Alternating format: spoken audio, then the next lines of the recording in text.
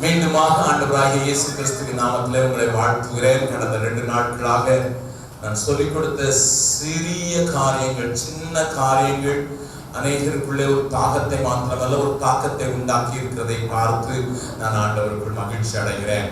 மறுபடியும் என்னுடைய விருப்பமெல்லாம் ஏராளமான மக்கள் ஆண்டவருக்கு பிரயோஜனம் உள்ளவர்களாக, பெரிய காரியத்தை செய்கிறவர்களாக உருவாக வேண்டும் என்பதே, அந்த காரியத்தை செய்வதற்கு ஒரு நல்ல சந்தர்ப்பத்தை தேவன் தந்ததற்காக, அதற்கு நீங்கள் நல்ல கோஆபரேட் பண்ணினதற்காக நான் ஆண்டவருக்கு நன்றி செலுத்துகிறேன். Unless a teacher gets the right kind of students, he will be useless. நல்ல டீச்சருக்கு நல்ல தெளிவாக ஏற்றுக்கொள்ளக்கூடிய வார்த்தைகளை பெற்றுக்கொள்ளக்கூடிய ஸ்டூடெண்ட்ஸ் கிடைக்காத போது அந்த டீச்சரால் எவ்வளவுதான் நல்லதா இருந்தாலும் பிரயோஜனம் இல்லை என்பதை நான் அறிந்திருக்கிறேன்.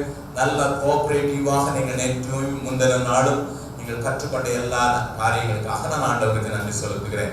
நேற்றைய தினத்தில் முடித்ததிலிருந்து இன்றைக்கு நான் தொடர விரும்புகிறேன். நேற்றைய தினத்தில் இன்ட்ரோடக்ஷன் எவ்வளவு இம்பார்ட்டன்ட் என்பதும், அந்த இன்ட்ரோடக்ஷன் பார்த்து தான் நம்மை கேட்கிறவருடைய மனதை அல்லது புரிந்து கொள்வதை துறக்கும் வரை நாம் அந்த காரியத்தில் தங்கி இருக்க வேண்டும் என்பதை நான் உங்களுக்கு உணர்த்தினேன். சில உதாரணங்களோடு கூட நான் உங்களோட பேசினேன். அதற்கு பின்னதாக நான் என்ன செய்ய போகிறேன் என்பது மிக முக்கியமான ஒன்றாகும். The body of my preaching.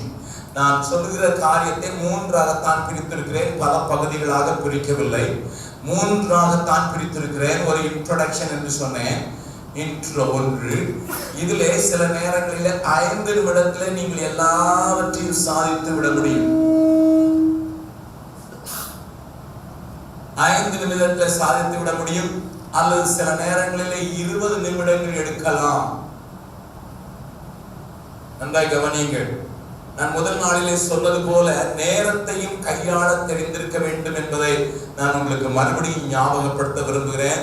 நான் 5 நிமிடத்திலே இது சாதிக்க முடியாத பட்சத்துல, ஐயோ 5 நிமிடம் ஆகிவிட்டது, ஆகினால் நான் அடுத்த காரியத்திற்கு போக வேண்டும் என்று நீங்கள் முயற்சித்தால் மற்ற காரியங்கள் அனைத்தும் உங்களுக்கு கடினமானதாக மாத்திரமல்ல, அது வேஸ்டாக, அது விருதாவாக போய்விடும் என்பதை மறந்து விடாதீர்கள்.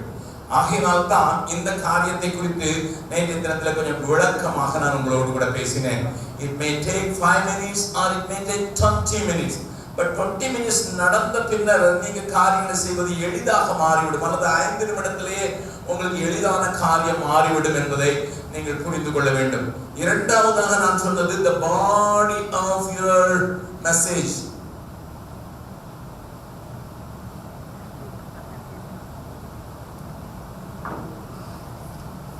Body of your message is equally important. நான் 3ஆகத்தான் பிரித்திருக்கிறேன். Then conclusion,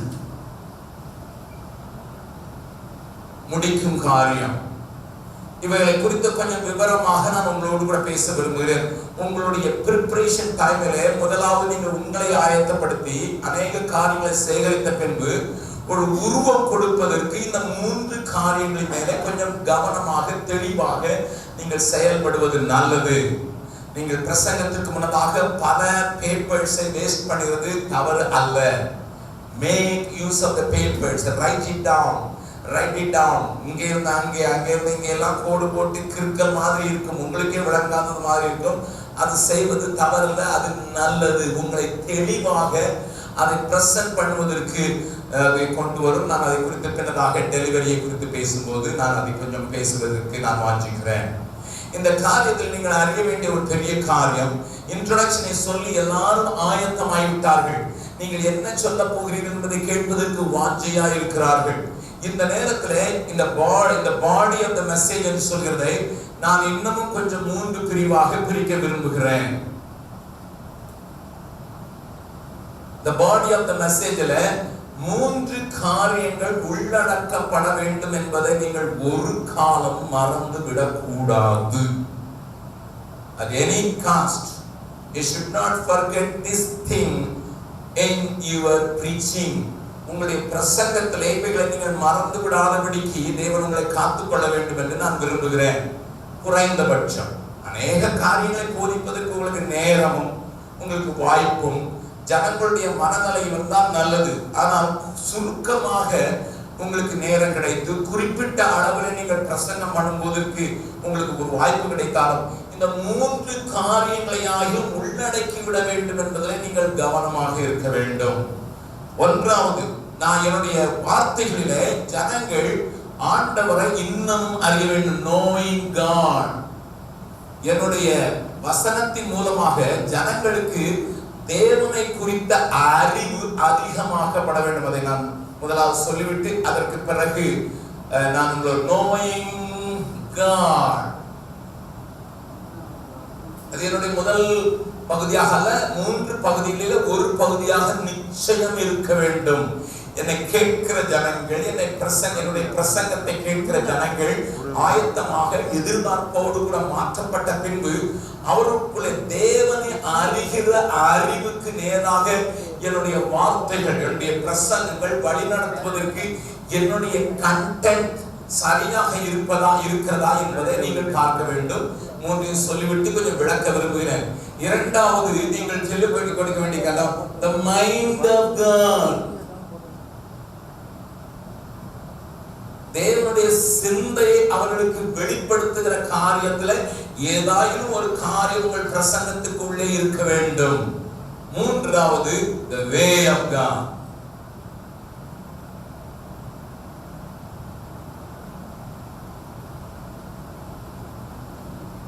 அருமையானவர்களே, நீங்கள் இப்படி ஒரு சிஸ்டமேட்டிக்காக தெளிவாக நீங்கள் பிரசங்கிக்க உங்களுக்குள்ளே வெளிப்பாடுகள் ஏராளமாக தேவனை குறித்து வந்துவிடும். உங்களுக்குள்ளே தேவ சிந்தையை குறித்து வந்துவிடும். தேவனுடைய வழிகளை குறித்து வந்துவிடும். நீங்கள் இடரவே மாட்டீர்கள், மற்றவர்களை இடறி போக பண்ண மாட்டீர்கள். நாம் ஏதோ பிரசங்கம் பண்ணுகிறோம், இந்த காரியங்களை சொல்லுகிறோம் என்பதை விட்டுவிட்டு இந்த நாளிலிருந்து நீங்கள் இதை கொஞ்சம் முயற்சி செய்து பார்த்தீர்கள் என்றால் நலமாயிருக்கும். ஏனையா இந்த 3ஐயும் நீங்கள் சொல்லுகிறீர்கள் என்பதற்கு நான் சில வசனங்களை உங்களுக்கு காண்பித்துக் கொடுக்க விரும்புகிறேன். என்னோடு கூட சேர்ந்து திருப்புங்கள். தீத்துவுக்கு எழுதின நிருபம் 1வது அதிகாரம். தீத்துவுக்கு எழுதின நிருபம் 1வது அதிகாரத்துல இங்க தீத்துவுக்கு அழகான ஒரு காரியத்தை பவுல் எழுதுகிறார். You must know that Titus is one of the person who was mentored by Paul. Paul mentor பண்ணி ஆயத்தப்படுத்துகிற அவனுக்கு எழுதப்பட்ட இந்த நிருபத்தை நீங்கள் கொஞ்சம் கவனித்து பார்த்தால் 4வது வசனத்தை வாசிக்கலாம். 3வது வசனத்திலிருந்து வாசிக்கலாம். அதை புரிந்து கொள்வதற்காக, பொய்யுரையாத தேவன் ஆதி காலம் முதல் நித்திய ஜீவனை குறித்து வாக்குத்தத்தம் பண்ணி அதை குறித்த நம்பிக்கையை பற்றி தேவ பக்திக்கு ஏதுவான சத்தியத்தை அறிகிற அறிவும் விசுவாசமும் தேவனால் தெரிந்து கொள்ளப்பட்டவர்களுக்கு உண்டாகும்படி ஏற்ற காலங்களில் நம்முடைய இரட்சகராகிய தேவனுடைய கட்டளையின்படியே எனக்கு ஒப்புவிக்கப்பட்ட பிரசங்கத்தினாலே தமது வார்த்தையை வெளிப்படுத்தினார். இந்த வார்த்தைகளை கொஞ்சம் தெளிவாக நீங்கள் புரிந்து கொள்ளும்படியாக நான் கொஞ்சம் அழுத்தம் கொடுத்து பேசப்படுகிறேன். எனக்கு ஒப்புவிக்கப்பட்ட பிரசங்கம், நான் அதை தான் நேற்றைய தினத்திலே கொஞ்சம் அழுத்தமாக சொன்னேன். How to receive a message from the Lord என்று.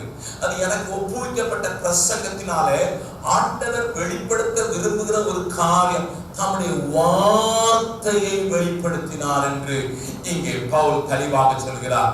அதற்கான காரணங்களை 3வது வசனத்தில் சொல்லி இருக்கிறது. சத்தியத்தை அறிகிற அறிவும் விசுவாசமும் உண்டாகும்படியாக. ஓகே, அதை குறித்து நான் அதிகமாக பேச விரும்பவில்லை. இந்த வசனத்தை நீங்கள் எழுதி வைத்துக் கொள்ளுங்கள். பின்னதாக நீங்கள் தியானியுங்கள், ஆராய்ந்து பாருங்கள், அனலைஸ் பண்ணுங்கள். அப்பொழுது உங்களுக்கு இன்னும் அநேக வெளிப்பாடுகள் உண்டாகும். நான் ஒரு காரியத்தை நீங்கள் தெளிவாக புரிந்து கொள்ளும்படியாக நான் சொல்ல விரும்புகிறேன். எனக்கு ஒப்புவிக்கப்பட்ட பிரசங்கத்தினாலே அவர் தன்னுடைய வார்த்தையை வெளிப்படுத்தினார். What does it mean? ஐயா, என்னையா இங்கே பவுல் சொல்ல விரும்புகிறார்? இதை புரிந்து கொள்வதற்கு இன்னொரு வார்த்தையை நீங்கள் வாசிக்கலாம். 1 சாமுவேலின் புஸ்தகத்திலே ஒரு அழகான வார்த்தையை ஆண்டவர் நமக்காக எழுதி வைத்திருக்கிறார். 3வது அதிகாரம் 21வது வசனத்தை வாசிக்கலாம். 1 சாமுவேல் 3வது அதிகாரம் 21வது வசனத்தை வாசிக்கலாம். கர்த்தர் பின்னும் சீலோவிலே தரிசனம் தந்தருளினார். கர்த்தர் பின்னும் சீலோவிலே தரிசனம் தந்தருளினார். கர்த்தர் சீலோவிலே தம்முடைய வார்த்தையினாலே சாமுவேலுக்கு தம்மை வெளிப்படுத்தினார். When God gives you the word, தேவன் உனக்கு வார்த்தை சொல்லும் போது முதலாவது அவர் விரும்புகிற காரியம் உங்கள் தேவனை நீங்களும் நானும் நன்றாக புரிந்து கொள்ள வேண்டும் என்பதற்காகவே. ஆண்டவர் சாமுவேலுக்கு தரிசனமாகி பேசினார் என்பதை நாம் எல்லாரும் அறிந்திருக்கிறோம். சாமுவேலே சாமுவேலே என்று பெயர் சொல்லி அழைத்த காரியம் நமக்கு தெரியும், பிரசங்கித்திருப்போம். சிறு பிள்ளையாகி அவனுக்கு முன்னதாக தேவன் தரிசனமானார் என்றால் அவன் பிரத்யட்சமாக ஒரு உருவத்தை பார்க்கவில்லை, அவன் ஒரு மனிதனையும் பார்க்கவில்லை. ஆகையினால் தான் திரும்ப திரும்ப ஓடி போய் ஏழு இடத்திலே போய் நீ கூப்பிட்டீரோ என்று கேட்கிறான். அவன் சத்தத்தை மாத்திரம் கேட்டான். அவனுக்கு முதலாவது வெளிப்படுத்த வார்த்தைகள் வெறும் சத்தத்தின் மூலமாக தான் சொல்லப்பட்டிருந்தது. ஆனால் அதனுடைய முக்கியமான ஆழமான காரியத்தை அதே அதிகாரத்திலே பரிசுத்த ஆவியானவர் எழுதி வைத்திருக்கிறார். என்னன்னா, அவர் தம்முடைய வார்த்தையினாலே சாமுவேலுக்கு தம்மை வெளிப்படுத்தினார். When you wait upon the message, when you receive a message, நீங்கள் புரிந்து கொள்ள வேண்டிய ஒரு காரியம், தேவன் தம்மை எனக்கு வெளிப்படுத்துகிறார். இதைத்தான் நாம் சிக்கரியா சபையிலே முதல் பகுதியாக நாம் வைத்திருக்கிறோம். வர்ஷிப்பிங் டைம்ல வர்ஷிப் நடத்துகிறவர் ஒரு வசனத்தை எடுத்து 10 நிமிடம் இந்த வசனத்தில் தேவன் தம்மை எப்படி வெளிப்படுத்துகிறார் என்பதை காண்பிப்பதற்குத்தான். ஆனால் அநேகர் பிரசங்கம் பண்ணுகிறதாக கேள்விப்பட்டேன். Don't do that.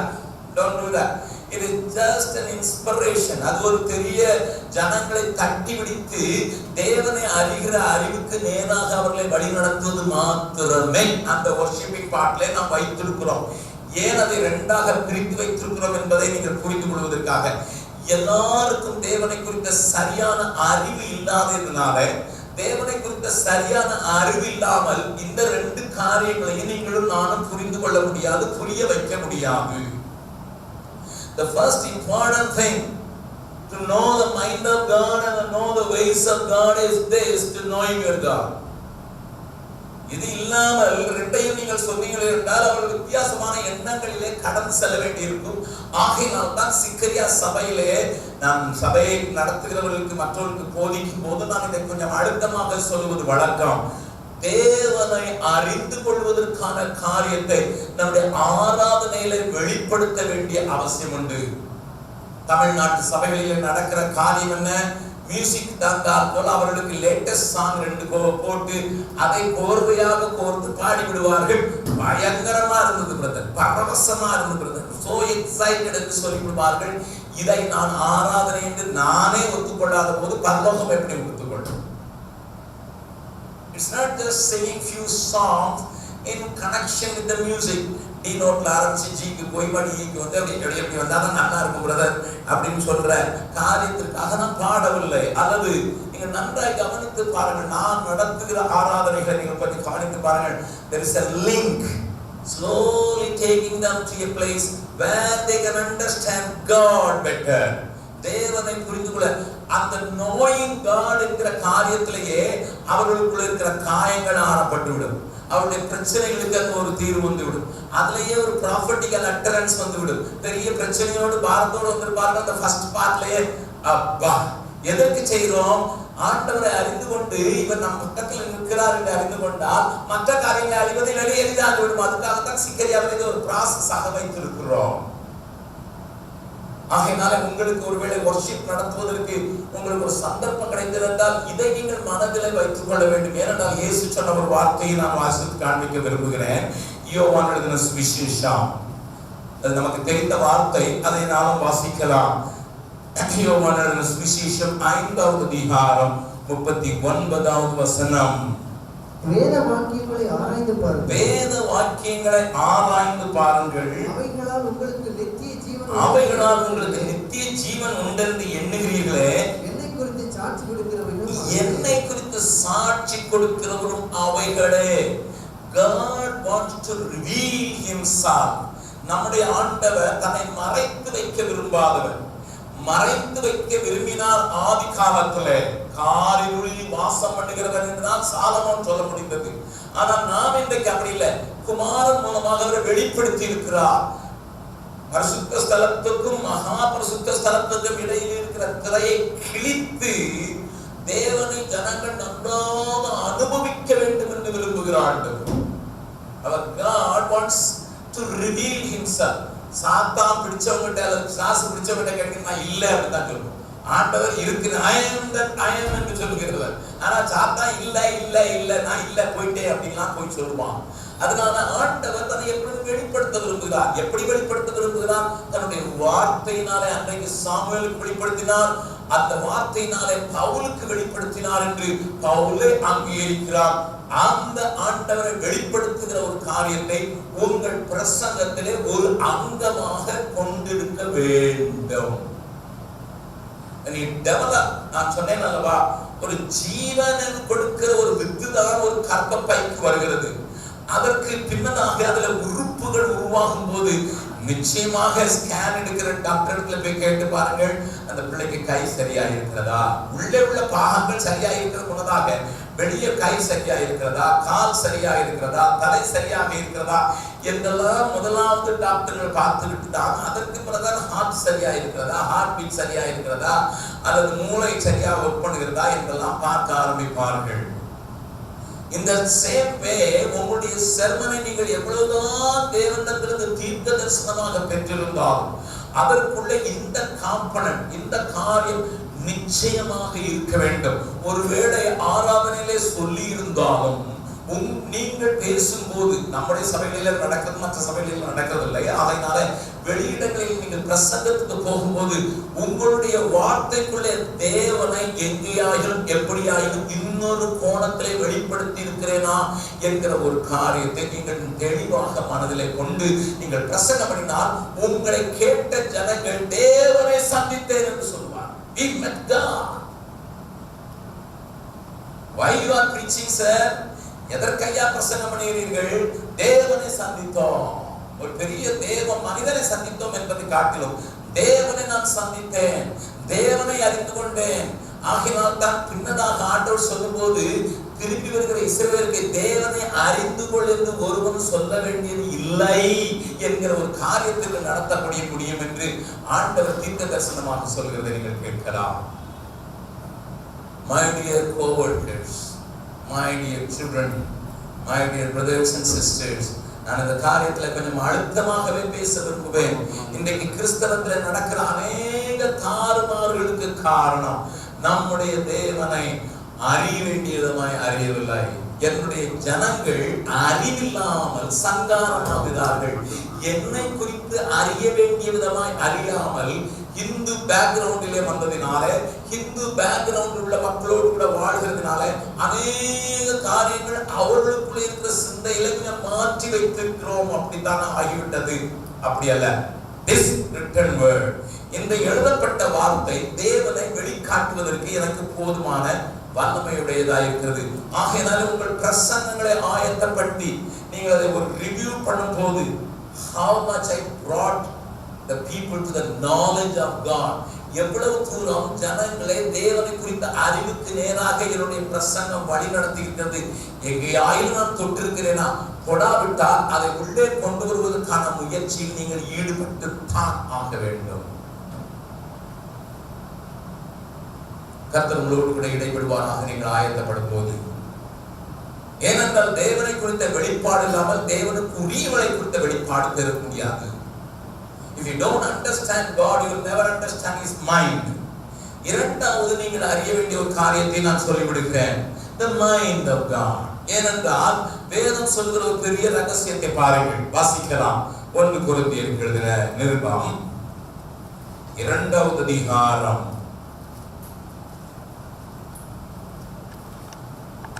16வது வசனத்தை வாசிக்கலாம். கர்த்தருக்கு போதிக்கத்தக்கதாக அவருடைய சிந்தையை அறிந்தவன் யார்? எங்களுக்கோ கிறிஸ்துவின் சிந்தை உண்டாயிருக்கிறது. நன்றாய் கவனிங்கள். இந்த வார்த்தைகளை எழுதுவதற்கு முன்னதாக பவுல் எழுதுகிற சில வார்த்தைகளை நீங்கள் வாசிக்க வேண்டும். ஐந்தாவது வசனத்தையும் ஆறாவது வசனத்தையும் வாசிக்கலாம். என் பேச்சும் என் பேச்சும் என் பிரசங்கமும் என் பிரசங்கமும். கொஞ்சம் நிறுத்துங்க. நல்லா கவனிங்கள். என் பேச்சும் என் பிரசங்கமும். It's not my conversation alone, it's my preaching. என்னுடைய பிரசங்கத்திலே நான் அநேக காரியங்களை செய்கிறேன் என்று எழுதுகிற அவர் பின்னதாக அதை இந்த அதிகாரத்தை கொஞ்சம் பின்னதாக வீட்டிலே போய் வாசித்துக் கொள்ளுங்கள். சொல்லுகிறவர் அந்த வசனங்களை முடிக்கும் போது எங்களுக்கோ கிறிஸ்துவின் சிந்தை உண்டாயிருக்கிறது. அப்படித்தான் முடிக்கிறார். என்னுடைய பிரசங்கத்தில் நான் கிறிஸ்துவின் சிந்தையை வெளிப்படுத்துவதற்கு அழைக்கப்பட்டவன். ஜனங்களுக்கு ஆண்டவரை காண்பிப்பது மாத்திரமல்ல, ஆண்டவருடைய சிந்தையில என்ன இருக்கிறது. ஏனென்றால் எழுதப்பட்டிருக்க வார்த்தைகளை பாருங்கள், வாசிக்கலாம். 8வது வசனத்திலிருந்து வாசிக்கலாம். அதை இப்பிரபஞ்சத்து பிரபுக்களில் ஒருவரும் தொடர்ந்து வாசித்து விடலாம், அது நலமாயிருக்கும். 6வது வசனத்திலிருந்து வாசியுங்கள். அப்படி இருந்தும் அந்த 5லிருந்து வாசியுங்கள். 5லிருந்து வாசியுங்கள். என் பேச்சும் என் பிரசங்கமும் என் பேச்சும் என் பிரசங்கமும் மனுஷ ஞானத்திற்குரிய நய வசனம் உள்ளதாய் இராமல் ஆவியினாலும் பலத்தினாலும் உறுதிப்படுத்தப்பட்டதாய் இருந்தது. அப்படி இருந்தும் தேறினவர்களுக்குள்ளே ஞானத்தை பேசுகிறோம். 7வது வசனம். உலக தோற்றத்திற்கு முன்னே தேவன் நம்முடைய மகிமைக்காக ஏற்படுத்தினதும் மறைக்கப்பட்டதுமாய் இருந்த ரகசியமான தேவ ஞானத்தையே பேசுகிறேன். ஏனென்றால் நான் அன்றைக்கு முதல் நாளிலே சொன்னேன், பழைய புதிய பொக்கிஷங்களிலிருந்து எடுத்து கொடுக்கிற வேதபாரகன். I am handling the treasures of God and taking these treasures to people.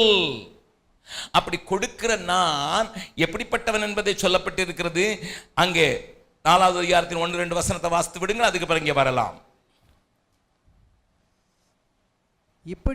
இப்படியாக எந்த மனுஷனும் எங்களை கிறிஸ்துவின் ஊழியக்காரர் என்றும் தேவனுடைய ரகசியங்களின் உக்கிரானக்காரன் என்றும் எண்ணிக்கொள்ள கடவன். மேலும் உக்கிரானக்காரன் உண்மை உள்ளவன் என்று காணப்படுவது அவனுக்கு அவசியமாம். I must understand all the time I am the steward of the mysteries of God. தேவனுடைய ரகசியங்களின் உக்கிரானக்காரன், உடையவன் அல்ல, சொந்தக்காரன் அல்ல, ஆனால் அதற்கு பாதுகாவலன். ஆகையினாலே நான் பிரசங்கம் பண்ணும்போது தான் ஜனங்கள் ரட்சிக்கப்படுகிறார்கள் என்று சொன்னேன். பிரசங்கத்தினால் ரட்சிக்கப்படுகிறார்கள் சொன்னேன். பிரசங்கத்தினால் வளருகிறார்கள் என்று சொன்னேன். பிரசங்கத்தினால் நற்கிரிக்கைக்கு தகுதியாகிறார்கள் என்று சொன்னேன். அப்படி இருக்கும் போது நான் செய்ய வேண்டிய ஒரு மகா பெரிய காரியம், I must consider as a steward of the mysteries of God. தேவனுடைய ரகசியங்கள் அது எங்களுக்கு வெளிப்படுத்தப்பட்டிருக்கிறது என்பதை பவுல் அழகாக சொல்கிறார்.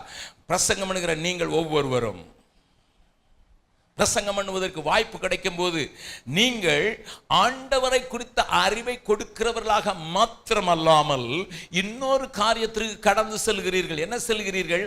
தேவனுடைய மறைக்கப்பட்டிருக்கிற அல்லது ரகசியமாயிருக்கிற அந்த ரகசியங்களை எடுத்து கொடுக்கிறவர்களாக மாறுகிறீர்கள். ஆகையினால நீங்கள் என்ன செய்கிறீர்கள் என்பதை மறுபடியும் வாசிக்கலாம். 7வது வசனத்தை வாசிக்கலாம் மறுபடியும். அன்றியும் 7வது வசனம் 2வது அதிகாரத்தின் 7வது வசனம். உலக தோற்றத்திற்கு முன்னே தேவன் நம்முடைய மகிமைக்காக ஏற்படுத்தி இருக்கிறார். மறைக்கப்பட்டதா இருக்கிறது. நம்முடைய என்கிற வார்த்தையிலே அவர் என்று சொல்கிற வார்த்தை இது ஊழியக்காரர்களுக்காக அல்ல, முழு சபையில் இருக்கிற ஒவ்வொரு பிள்ளைகளுக்காக தேவன் ஏற்படுத்தி வைத்திருக்கிறார். அந்த ஏற்படுத்தின மகிமையை காணக்கூடாதபடி மனுஷனுடைய கண்கள் மறைக்கப்பட்டிருக்கிறது. ஆவியிலே பிறந்து விட்டார்கள், ஆண்டவர் பிள்ளையாக மாறிவிட்டார்கள், ஞானஸ்தானம் ஒப்பு கொடுத்து கீழ்ப்படிவேன் என்று சொல்லி இருக்கிறார்கள், சபையிலே அங்கமாயிருக்கிறார்கள். But it is not revealed yet every mystery of God. Please understand that, அருமையானவர்களே. கர்த்தருடைய அநேக மறைக்கப்பட்டிருக்கிற அந்த மகிமைக்கான காரியங்கள், நம்முடைய மகிமைக்காக, தேவனுடைய மகிமை தான் இருக்கிறது, நம்முடைய மகிமைக்கான காரியங்கள் ஏற்படுத்தப்பட்டிருக்கிறது. அது தேவன் ஏற்படுத்தி வைத்திருக்கிறார்.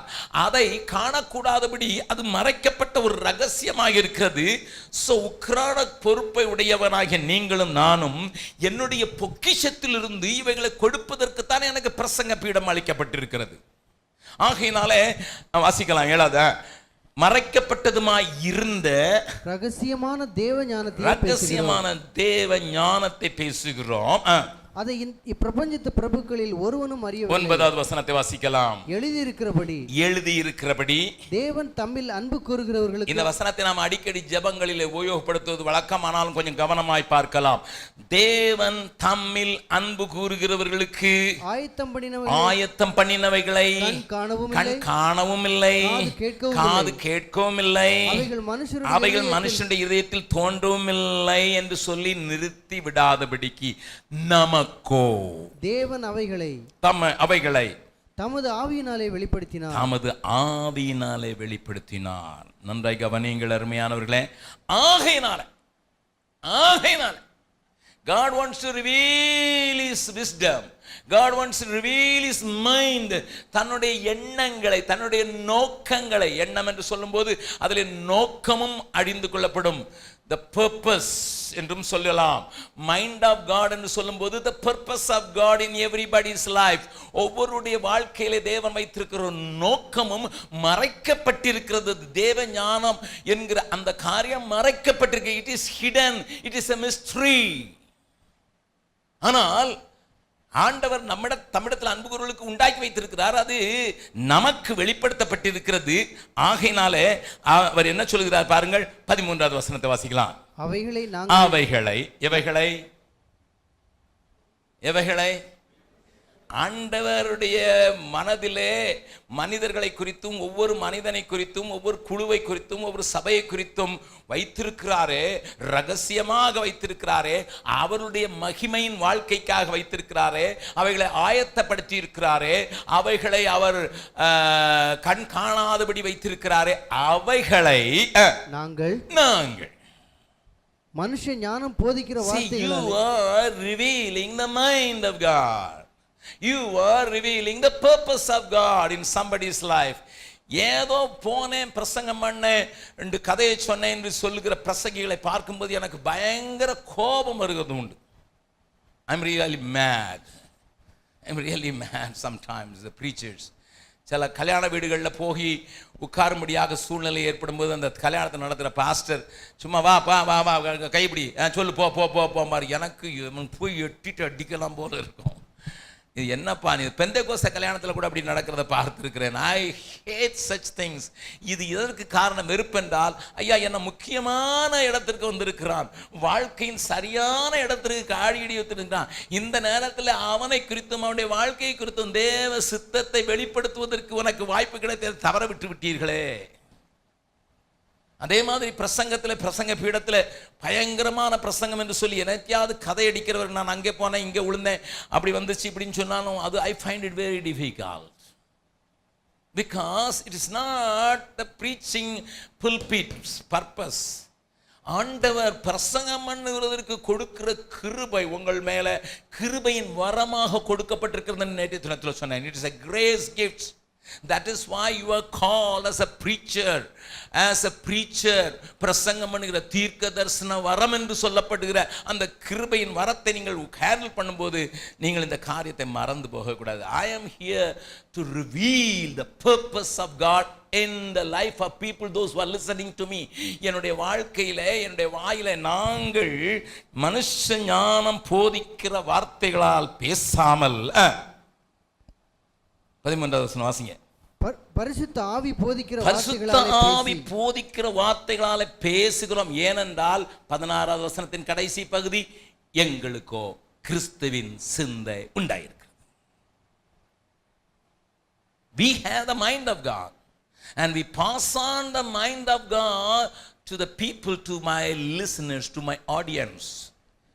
என்னை கேட்கிறவர்களுக்கு நான் ஆண்டவருடைய சித்தத்தை, ஆண்டவருடைய காரியத்தை, ஆண்டவருடைய நோக்கத்தை, ஆண்டவருடைய ஞானத்தை வெளிப்படுத்துவதற்கு எனக்கு ஒரு சந்தர்ப்பம் கொடுக்கப்பட்டிருக்கிறது என்பதை மறந்து போகாதபடி தேவன் உங்களை காப்பாராக. ஏனையா நீங்கள் நடுங்குகிறீர்கள்? இத்தனை பிரசங்கம் பண்ணின பின்பு ஏனையா நடுங்குகிறீர்கள் என்றால், இங்கே கூடி வந்திருக்கிற ஜனங்களை குறித்து தேவன் ஒரு மறைத்து வைத்திருக்கிற காரியத்தை எடுத்து கொடுக்கிற உக்கரானக்காரன் என் கையில் சாவியும் கொடுத்து பொக்கிஷத்தையும் கொடுத்து யாருக்கு என்ன தேவைன்னு எடுத்து கொடுன்னு ஆண்டவர் எனக்கு ஒரு சான்ஸ் கொடுத்துருக்கிறாரு. நான் சரியான ஆளுக்கு சரியான காரியத்தை எடுத்து கொடுக்கலன்னா வேற மாதிரி மாறிடுமேன்னு பயப்படுகிறேன். விளங்குகிறதா? நன்றாய் கவனிங்கள். ஒரு பொல்லாத உலகத்தில் இருக்கிறோம். ஆகையினாலே நாம் மிகவும் முக்கியமாக சில காரியங்களை நடந்து கொள்ள வேண்டும். நாம் பிரசங்கம் பண்ணும்போது இந்த காரியத்தை மறந்து விடவே கூடாது. சில நேரங்களில் இந்த லேண்டுடைய முதல் பகுதியை 5 ஏக்கரை கொடுத்த ஆலு தீதியினுடைய ஒரு காரியத்தை நான் உங்களுக்கு சொல்கிறேன். ஆலு தீதியினுடைய வீட்டுக்கு நாம் வருவதற்கு முன்னதாக பல முறைகள் திருடன், இங்கே அவர்கள் வீடு மட்டும் தனியாக இருந்ததுனால பல முறைகள் திருடர்கள் வருவார்கள். திருடர்கள் இங்கே இருந்து இங்கே வரைக்கும் கட்டி வச்சுட்டு வருவார்கள். இவர்கள் அவனை உள்ளே வந்தோடனே, இந்த பாரு உனக்கு என்ன வேணுமோ எடுத்துகிட்டு போ, what ever you want you can take it, நீ எடுத்துகிட்டு போ என்று சொல்லி, அப்போ அவன் சொல்லுவான் எனக்கு லைட்டு வேணும், நீங்கள் லைட்டு பிடிங்கன்னா லைட்டை பிடிச்சி அவன் எடுக்கிறதுக்கெல்லாம் எடுத்துகிட்டு போவார்கள். அவன் திடீர்னு ஒருத்தன் கதவு கை தட்டி ஒரு கப்பன் சாசர் உளுந்து உடைந்து விட்டது. அவருக்கு சொல்லார் வேணும்னா எடுத்துகிட்டு பாப்பா, உடைச்சிட்டு போகாத. அவன் சொன்னான் சாரி மேடம், திருடன். அதுக்கு பிறகு அங்கே போய் அவங்க ட்ரெஸ்ஸிங் டேபிளில் இருக்க ஆள் உயர கண்ணாடி, அவங்க வீட்டில் அந்த நாட்களில் இருந்து இந்த பக்கம்லாம் இருக்காது, ஆள் உயர கண்ணாடி, இவன் அவனை பார்த்து அடிக்க போவான். ஏன்னா அவன் ஆள் பிடிக்க வந்துட்டான்னு சொல்லிட்டு இவனை அடிக்க போட்டேன். ஒன்னியை தான் பார்த்து அடிக்க போகிறடா. யார் கைட் பண்ணுகிறா பாருங்கள். எதுக்கு நான் இதை சொல்கிறேன் என்றால், வருகிறவனுக்கு அவனுக்கு தேவையானதை தான் அவன் எடுப்பான். அவனுக்கு தேவையானதை தான் அவன் எடுத்துப்பான். எல்லாவற்றையும் எடுத்து போகட்டான் திருடன் வரும்போது. ஆனால் வீட்டு எஜமான் ஒருவனுக்கு கொடுப்பான் என்றால் எப்படி கொடுப்பான் சொல்லுங்க? எப்படி கொடுப்பான்? எது அவனுக்கு தேவை என்பதை இவன் நினைக்கிறான் அதைத்தான் கொடுப்பான். அவனவனுக்கு தேவைக்குத்தான் ஜனங்கள் வருகிறார்கள். அவர்களை கதவை திறந்து எடுத்துட்டு போங்கடான்னா என்னெல்லாம், உங்க பிள்ளைய வீட்டுக்குள்ள அனுப்புனா சாக்லேட் பிடிக்கிற பிள்ளை வெறும் சாக்லேட் எடுக்கும், செயின் பிடிக்கிற பிள்ளை செயின் எடுக்கும், சப்பல் பிடிக்கிற பிள்ளை சப்பல் எடுக்கும். ஆனால் உங்களை பார்த்து ஐயா அந்த பிள்ளைகளுக்கு தேவை இருக்கிறது இது கொடுங்கள் என்றால், எந்த பிள்ளைக்கு என்ன தேவை இருக்கிறது என்பதை பார்த்து நீங்கள் கொடுப்பீர்கள் அல்லவா? நீங்கள் ஒரு கதவை திறந்து வைத்து விட்டு பார்க்கிற எஜமானனாக எஜமாட்டியாக இருந்து விடக்கூடாது. பிரசங்க நேரத்தில் ஜனங்கள் தேவையோடு தான் வருவார்கள். நீங்கள் அவருடைய தேவைக்கு தகுந்தாற் போல் தேவன் அவர்களை குறித்து வைத்திருக்கிற நோக்கத்தை கொடுத்து ஒரு உக்கிரானக்காரன் என்பதை மறந்து விடாத ஒரு காரியத்தை செய்வதற்கு திஸ் இஸ் வெரி இம்பார்ட்டன்ட். அந்த கவனியுங்கள். பிரசங்கம் பண்ணுகிறது எல்லாரும் பிரசங்கம் பண்ணணும்னு ஆசைப்படலாம். பிரசங்கம் பண்ணுகிறவர்களும் எழும்பி இருக்கிறார்கள். ஆனால் அவர்களுக்கே தெரியாது ஆண்டவருடைய சித்தம், ஆண்டவருடைய நோக்கம் தனக்கு முன்னால் இருக்கிறவர்களை குறித்து என்ன என்பது தெரியாததினால அவர்கள் அநேக நேரங்களில் பாடுபடுவார்கள். After you give a shape to your preaching, நீங்கள் பிரசங்கம் பண்ணி ஒரு நோட்ஸ் எழுதி வைத்திருக்கீங்க பேசுகிறதுக்கு, அல்லது முன்னதாக மனதில் எழுதி வைத்திருக்கீங்களா, அதை உட்கார்ந்து யோசித்து பாருங்கள். நான் எவ்வளவு தூரம் இந்த பிரசங்கத்தினாலே ஆண்டவரை அவர்களுக்கு வெளிப்படுத்தி காண்பிக்கிறேன். இரண்டாவது, அவர்கள் ஆண்டவருடைய சித்தத்தை, சிந்தையை, மைண்டை அல்லது நோக்கத்தை எவ்வளவு தூரம் என்னுடைய பிரசங்கத்தில் புரிந்து கொள்வார்கள் என்பதையும் நீங்கள் காண்பிப்பதற்கு அழைக்கப்பட்டவர்கள் என்பதை மறந்து போகாதீர்கள். விவரிக்க நேரமில்லை, ஆனாலும் இதை புரிந்து கொள்வீர்கள் என்று நான் நம்புகிறேன். You are all very intelligent people. Then the third thing is the way of the Lord. ஏனையா way of the Lord, ஆண்டவருடைய வழிகள்.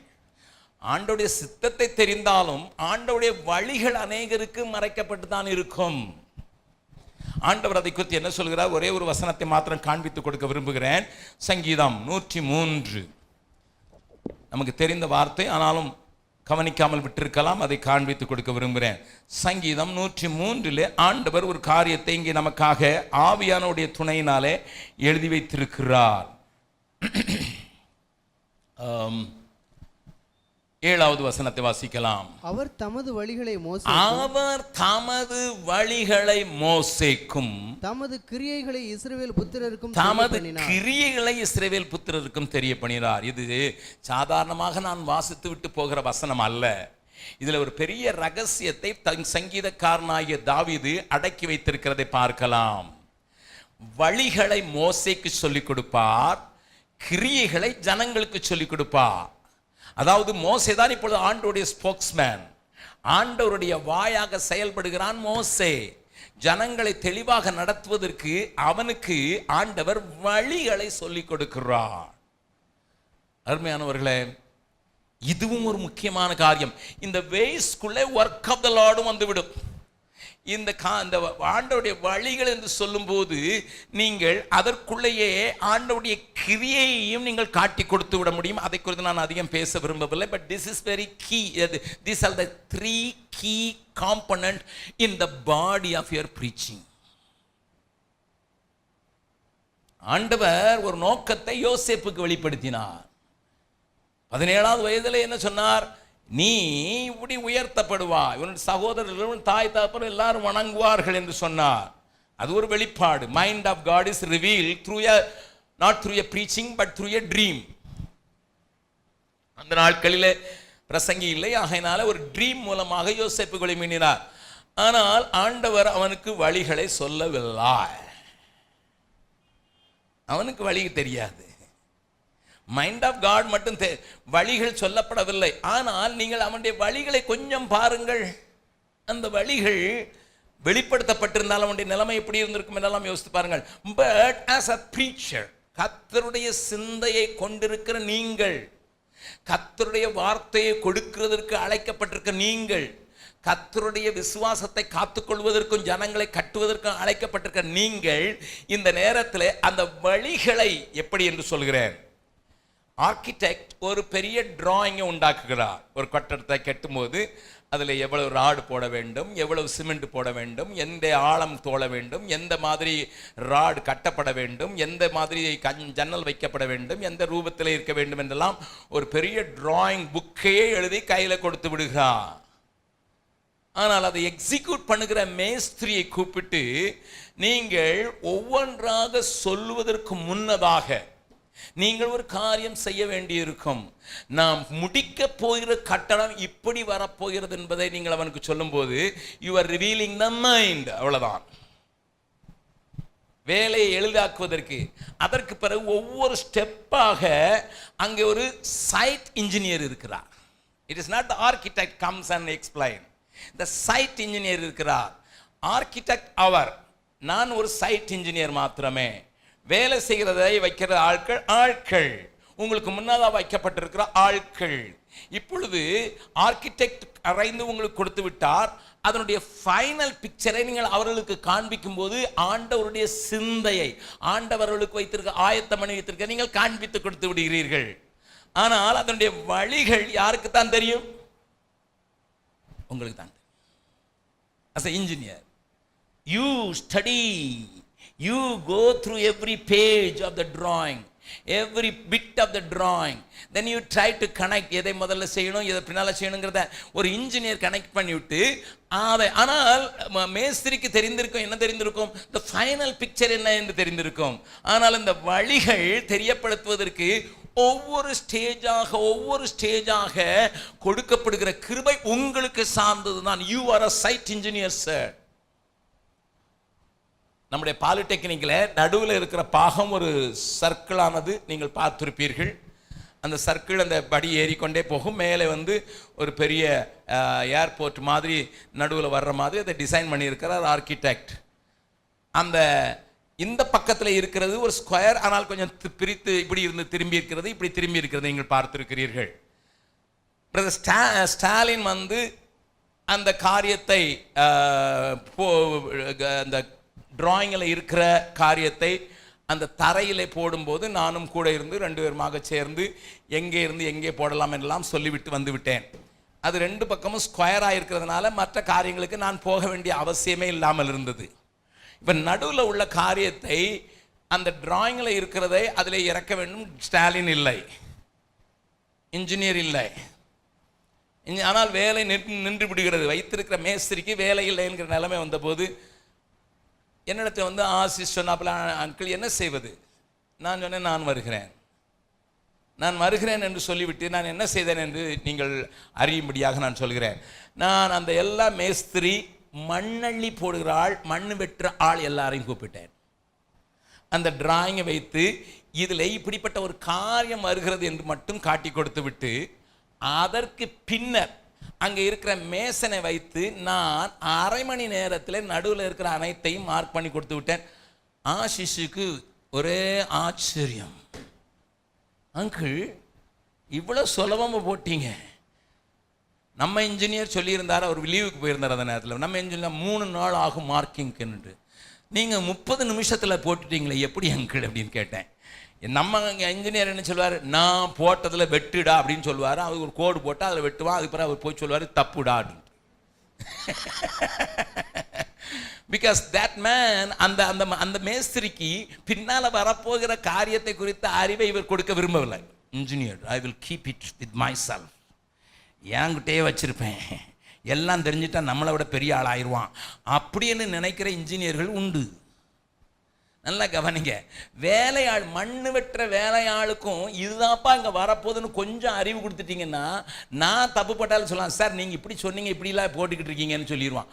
அதை மாத்திரம் நான் அறிந்து கொள்வதுனால முதலில் நீங்கள் கொண்டு வர வேண்டியது ஆண்டவருடைய சிந்தையிலே அவர்களை குறித்து இருக்கிற நோக்கத்தை காட்டி கொடுத்து விட்டு, அதற்கு பிறகு வழிகளை கொஞ்சம் கொஞ்சமாக சொன்னீங்களா யூ ஆர் பில்டிங் அப். அதனால தான் நம்ம சிக்கரியா சர்ச்சில் 2வது பார்ட்டுக்கு நம்ம வைத்திருக்கிறது building up. may not be happening in one day. The continuous building up. ஏன் தெரியுமா சிக்கரியா சர்ச்சில் இந்த 2 பார்ட்டா பிரிச்சிருக்கோம்? இதுதான். ஃபர்ஸ்ட் ஃப்ளோர் கேட்டுப்பா, கிரவுண்ட் ஃப்ளோர் கேட்டுப்பா, அதுக்கு பிறகு ஃபர்ஸ்ட் ஃப்ளோரில் சொல்கிறோம்ப்பா, அதுக்கு பிறகு 3rd ஃப்ளோரில் சொல்கிறோம்ப்பா, அதுக்கு பிறகு சென்டரில் சொல்கிறோம்ப்பா, படி எங்கே வரும்ப்பான்னு சொல்கிறேன். அப்படி என்று ஒவ்வொன்றாக நான் கடத்தி கொண்டு போகிறேன். ஸோ டோன்ட் திங்க், இதில் நான் இன்னொரு காரியத்தை சொல்ல விரும்புகிறேன். டோன்ட் திங்க் ஒரே நாளில் எல்லாத்தையும் சொல்லி கொடுத்துருவோன்னு நினைக்காதீங்க. எனக்கு இதுக்கு பிறகு சான்ஸ் கிடைக்குதோ இல்லையோ, ஜேம்ஸில் இருக்க போகிறனோ இல்லையோ, இன்றைக்கி தான் பிரசங்கம் பண்ணணுன்ட்டு அடி பிடிச்சி விட்டுது. மறுபடி பாயினே பகுத் குச் போலா, குச் பி சமஜ்மே நஹீ ஆயா. சகோதரன் நிறைய சொன்னார், என்னெல்லாமோ சொன்னார். என்ன சொன்னார்ப்பா? என்னெல்லாமோ சொன்னார். ஸோ அந்த நேரத்தில் அடுத்த அடிக்கு எடுத்து செல்கிற காரியத்தை மாத்திரம் அந்த நேரத்தில் செய்யுங்க. Do not try to build the whole thing into one stretch, but this component should be there. இந்த காரியம் அங்கே இருக்க வேண்டும். ஒரு இடத்துல 3 நாளைக்கு நீங்கள் பிரசங்கம் பண்ண போயிருக்கிறீர்கள் என்றால், முதல் நாள் கொஞ்சம் சொல்லிக் கொடுங்கள், அடுத்த நாள் கொஞ்சம் சொல்லிக் கொடுத்தீர்கள், அடுத்த நாள் கொஞ்சம் சொல்லிக் கொடுங்கள். 3 நாளில் வந்தவங்களுக்கு சொல்லியும் ஐ கேன் டூ இட். முதல் நாளில் முழு பிக்சரை காட்டுங்க. இதுதான் நான் உங்களுக்கு சொல்லிக் கொடுக்க போகிறேன், இதுதான் தேவன் உங்களை வைத்திருக்கிற நோக்கம். இந்த நோக்கத்தை நிறைவேற்றுறதுக்கு 1 2 3. சிலர் 3 நாளும் 3 கதை சொல்லுவான், ஒன்றுமே விளங்காது. If you go for a convention, make it a point. ஐயா 3 நாள் எனக்கு பிரசங்கம், எத்தனை தடவை நான் பிரசங்கம் பண்ண போகிறேன் பிரதர்? 5 தடவை பிரசங்கம் பண்ண போகிறேன்னா, முதல் நேரத்தில் I will give a bigger picture, அடுத்ததில் ஒவ்வொன்றா எடுத்துக்கொண்டு போகிறேன். நீங்கள் என் மெசேஜ் எல்லாம் கேட்டு பாருங்கள், சீரீஸ் ஆஃப் மெசேஜஸில் this is very clear, and that is why people are very clear in their thoughts. அவர்களை குறித்தும் ஆண்டவரை குறித்த நோக்கத்தை அவர்கள் புரிந்து கொள்வார்கள். தேவனை குறித்த அறிவை நான் கொடுத்திருக்கிறேன், தேவனுடைய சிந்தை அல்லது நோக்கத்தை அவர்களுக்கு வெளிப்படுத்தி இருக்கிறேன். தேவன் கிரியை செய்கிற காரியத்தை தொடர்ச்சியாக ஒரு நாள் தான் பேசியிருப்பேன்னா, அங்கே நான் அவ்வளோதான் பேசியிருப்பேன், அடுத்த அடி மட்டும்தான். I don't speak the whole thing, but I give the whole picture. முழு பிக்சரை காட்டி விடுகிறேன். ஆனால் ஒரு ஸ்டெப்பு மாத்திரம் தான் சொல்லிக் கொடுக்கிறேன். எல்லாவற்றையும் எல்லாருக்கும் எல்லா இடத்துலையும் சொல்லிக் கொடுக்க முடியாது என்பதை நீங்கள் அறிந்து கொள்ள. It's like a school. Elementary ஸ்கூலில் படிச்சு கொடுக்குறது எலிமெண்ட்ரி ஸ்கூலில் தான் படிச்சு கொடுக்கணும், ஹை ஸ்கூலில் படிச்சு கொடுக்க ஹை ஸ்கூல் தான் படிக்கணும், அதுக்கப்புறம் காலேஜுக்கு போகும்போது காலேஜ் தான் படிச்சுக்கணும். நான் 2 நாள் தான் பிரதர் எனக்கு நேரம் இருக்குது, அதனால் நீங்கள் எல்லாத்தையும் சொல்லிக் கொடுங்கன்னா, இங்கேருந்து அங்கே படித்து கால்குலஸ் வரைக்கும் சொல்லிக் கொடுத்தா பிள்ளைக்கு என்ன தெரியும்? ஒன்றும் தெரியாது. அப்போ உங்கள் ப்ரீச்சிங்கை நீங்கள் ஆயத்தப்படுத்தின போது நீங்கள் உட்கார்ந்து பார்க்க வேண்டிய ஒரு பெரிய காரியம், கோ த்ரூ யுவர் ப்ரீச்சிங். நீங்களே பிரசங்கம் பண்ணி பார்த்துங்க, கண்ணாடி இருந்ததுன்னா பின்னால் போய் நின்று பிரசங்கம் பண்ணி பார்த்துங்க பயமாக இருந்ததுன்னா. ஆனால் அந்த எழுதி வைத்திருக்கிற ஒரு சின்ன குறிப்பில் இந்த 3 காரியங்களை உள்ளடக்கிதான் நீங்கள் பேச வேண்டும் என்று நான் தைரியமாக கண்டிப்பாக சொல்லுவேன். If your preaching is not carrying all these elements, you are ஆகாயத்திலே silambam பண்ணுகிறவர்களே, நோக்கம் இல்லாமல் அடி கொடுக்கிறவர்களே, நீங்கள் வெட்டி போட்டு விடலாமல் கட்டவே மாட்டீர்கள். வெட்ட வேண்டியது அவசியமானால் கட்டுவது கூடவே அவசியம். அநேகர் வெட்டுவது மாத்திரம் நின்று விடுவார்கள், ஆனால் கட்டுவதற்கு அவர்கள் விட்டுக் கொடுக்காத காரணம் இந்த 3 காம்பனண்டும் அவருடைய பிரசங்கங்களிலே இருக்கிறதா இல்லையா என்பதை அவர்கள் புரியாதது தான். இதை குறித்து நான் பேசிக்கொண்டே போகலாம். I can give you examples as the example, but இன்னைக்கு தான் கடைசி நாள், அதனால் நான் முடிக்க வேண்டியதுனால கொஞ்சம் வேகமாக முடித்து விட்டுகிறேன். ஆனால் இந்த காரியத்தை நீங்கள் புரிந்து கொள்ளுங்கள் கொஞ்சம் ஆழமாக. எல்லாரும் வலது கை வைத்து சொல்லுங்க பார்க்கலாம். கண்களை மூடிக்கொள்ளுங்கள். ஆண்டவரே, நான் ஒரு உக்கிரானக்காரன். தேவ ரகசியங்களை மக்களுக்கு கொடுப்பதற்கு நான் உண்மையுள்ளவனாக உத்தமனாக நிறுத்தப்பட்டிருக்கிற ஒரு உக்கிரானக்காரன். உம்முடைய பொக்கிஷத்திலிருந்து ஜனங்களுக்கு உம்மை குறித்தும் உம்முடைய சிந்தையை குறித்தும் உம்முடைய வழிகளை குறித்தும் நான் சொல்லுவதின் மூலமாக என் வார்த்தையை கேட்கிற மக்கள் வளரும்படியாகவும் தேரும்படியாகவும் உபயோகப்படப்படும்படியாகவும் என்னை உபயோகப்படுத்தும் ஆண்டவரே, இயேசுவின் நாமத்தினாலே ஆமென். இதை மறந்து போகாதீர்கள். Now we come to the concluding part. This is a very big subject which is taught in a Bible school for 1 year, 1 month. ஒரு மாதம் சொல்லிக் கொடுக்குற பாடத்தை நான் ஒரு அரை மணி நேரத்தில் உங்களுக்கு சொல்லிக் கொடுக்குறேன்னு கஷ்டம்தான். பட் இந்த எலிமெண்ட் இருந்துன்னா போதும். நீங்களாம் புத்திசாலிகள், நீங்களாம் தேவனை அறிந்தவர்கள், தேவனோடு நடக்க படித்திருக்கிறவர்கள். ஆகையினாலே தேவன் இன்னமும் உங்களுக்கு ஆழமாக அதை வெளிப்படுத்துவார் என்று விசுவாசிக்கிறேன். அடுத்தாற்போல் நான் அவர்களுடைய கவனத்தை ஈர்த்து விட்டேன் சரியான இன்ட்ரோடக்ஷனை செய்து. அதற்கு பிறகு இந்த 3 காம்பனண்டை உள்ளடக்கிய ஒரு பிரசங்கத்தை செய்கிறேன். இந்த 3 காம்பனண்டை ஒவ்வொரு நேரங்களிலும் வித்தியாசமான கோணத்தில், ஒருவேளை இது இங்கே வருவதற்கான வாய்ப்புகள் உண்டு, ஆனால் தவிர்த்து கொள்ளுங்கள். அதை எவ்வளவுக்குள்ள தவிர்த்து கொள்ளுங்கள். இந்த ஆர்டரில் இருந்தால் நலமாக இருக்கும். இந்த 3 ஆர்டரில் இருந்தால் அது நலமாக இருக்கும். But I leave it to you, I give you the freedom. Okay, இதை உள்ளடக்கிய ஒரு பாடியை நான் ஆயத்தப்படுத்தி விட்டேன். இப்பொழுது நான் முடிக்க வேண்டும். ஆண்டவர் எனக்கு சைக்கிளில் ஓடிக்கொண்டிருந்தவனுக்கு மோட்டார் சைக்கிள் வாங்கி கொடுத்தார். ஒரு பழைய ராஜ்தூத் மோட்டார் சைக்கிள் வாங்கினோம். இப்பொழுது ஒரா என்று தமிழில் யூபியில் இருக்கிற ஒராய்ங்கிற பட்டணத்தில் வேலை செய்கிற டேனிங்கிற தம்பி, சாலமோன் என்று சொல்கிற இன்றைக்கு ராஞ்சியில் இருக்கிற ஒரு தம்பி, ஆண்டோடத்தில் போய்விட்ட முரளி என்கிற தம்பி, சாமியல் இன்னொரு இடத்துல இருந்தார், அம்ப்ரோஸ் இன்னொரு இடத்துல இருந்தார். இவர்கள் நான் என்னோடு கூட இருந்தார்கள். அம்ப்ரோஸ் அந்த நாட்களே என்னோடு கூட இருந்தாப்புல. நான் ஆண்டவர் எனக்கு ரொம்ப நாளைக்கு பிறகு ஒரு பழைய மோட்டார் சைக்கிள் தந்திருக்கிறார். சரி, நம்ம எல்லாருக்கும் சொல்லி கொடுத்துடணும், அப்போ தான் எல்லாரும் உபயோகப்படுத்துவார்னு சொல்லி தாவூது நகரில் நாங்கள் அந்த நாளில் குடியிருந்தோம். தாவூது நகரில் குடியிருக்கும்போது ஒரு ஸ்கூல் மைதானத்துக்கு கொண்டு போய் இவங்களெல்லாம் கொண்டு போய் நான் அவங்க 2 பேர் சைக்கிளில் வந்தாங்க, 2 பேர் பின்னால் வச்சுக்கிட்டேன். கொண்டு போய் வண்டியை ஸ்டார்ட் பண்ணுறதுக்கு முதல்ல சொல்லி கொடுக்குறதுக்காக கீ எப்படி போடணும், அதுக்கு முன்னால் எப்படி கிளச்சை ஆஃப் பண்ணிவிட்டு அதை நியூட்ரலில் கொண்டு வந்துட்டு கீ போடணும்னு சொல்லி கொடுத்துட்டு, நான் ஸ்டாண்டில் தான் போட்டு முதல்ல பாட்டிட்டு அதை கியர் போடுறதுக்கு மட்டும் சொல்லி கொடுக்குற ஒரு கியர் லீவரை காட்டினேன். இந்த ஒராயில் இருக்கிற டேனி ஒரு துரு இன்றைக்கும் அப்படி தான் இருக்கிறான். அவன் பிள்ளை கல்யாணம் ஆயிடுச்சு, அதனால பயங்கர துரு ஏதாவது துருன்னு உடனே செய்யணுன்ட்டு நான் சொல்லி கொடுத்துக்கிட்டு இருக்கிறதுக்குள்ளேயே ஏறியாச்சு. ஏறி கியரையும் போட்டான். ஃபர்ஸ்ட் கியரை போட்டு சுற்றுறான். நாங்கள் எல்லாம் அது ஃபர்ஸ்ட் கியரில் தான். அவனுக்கு 2வது கியர் போடுறது தெரியாது, ஏன்னா சொல்லிக் கொடுக்கல நான். 2வது கியர் போடுறது தெரியாது. சுற்றுறான். அது இன்ஜின் சும்மா சூடு ஆகிட்டு இருக்கு, உங்களுக்கு தெரியும். ஃபர்ஸ்ட் கியரில் அதுவும் ஃபுல் த்ராட்டில் வேற சுற்றுறான்.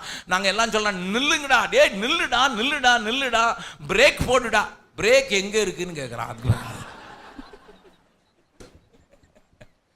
I will never forget that.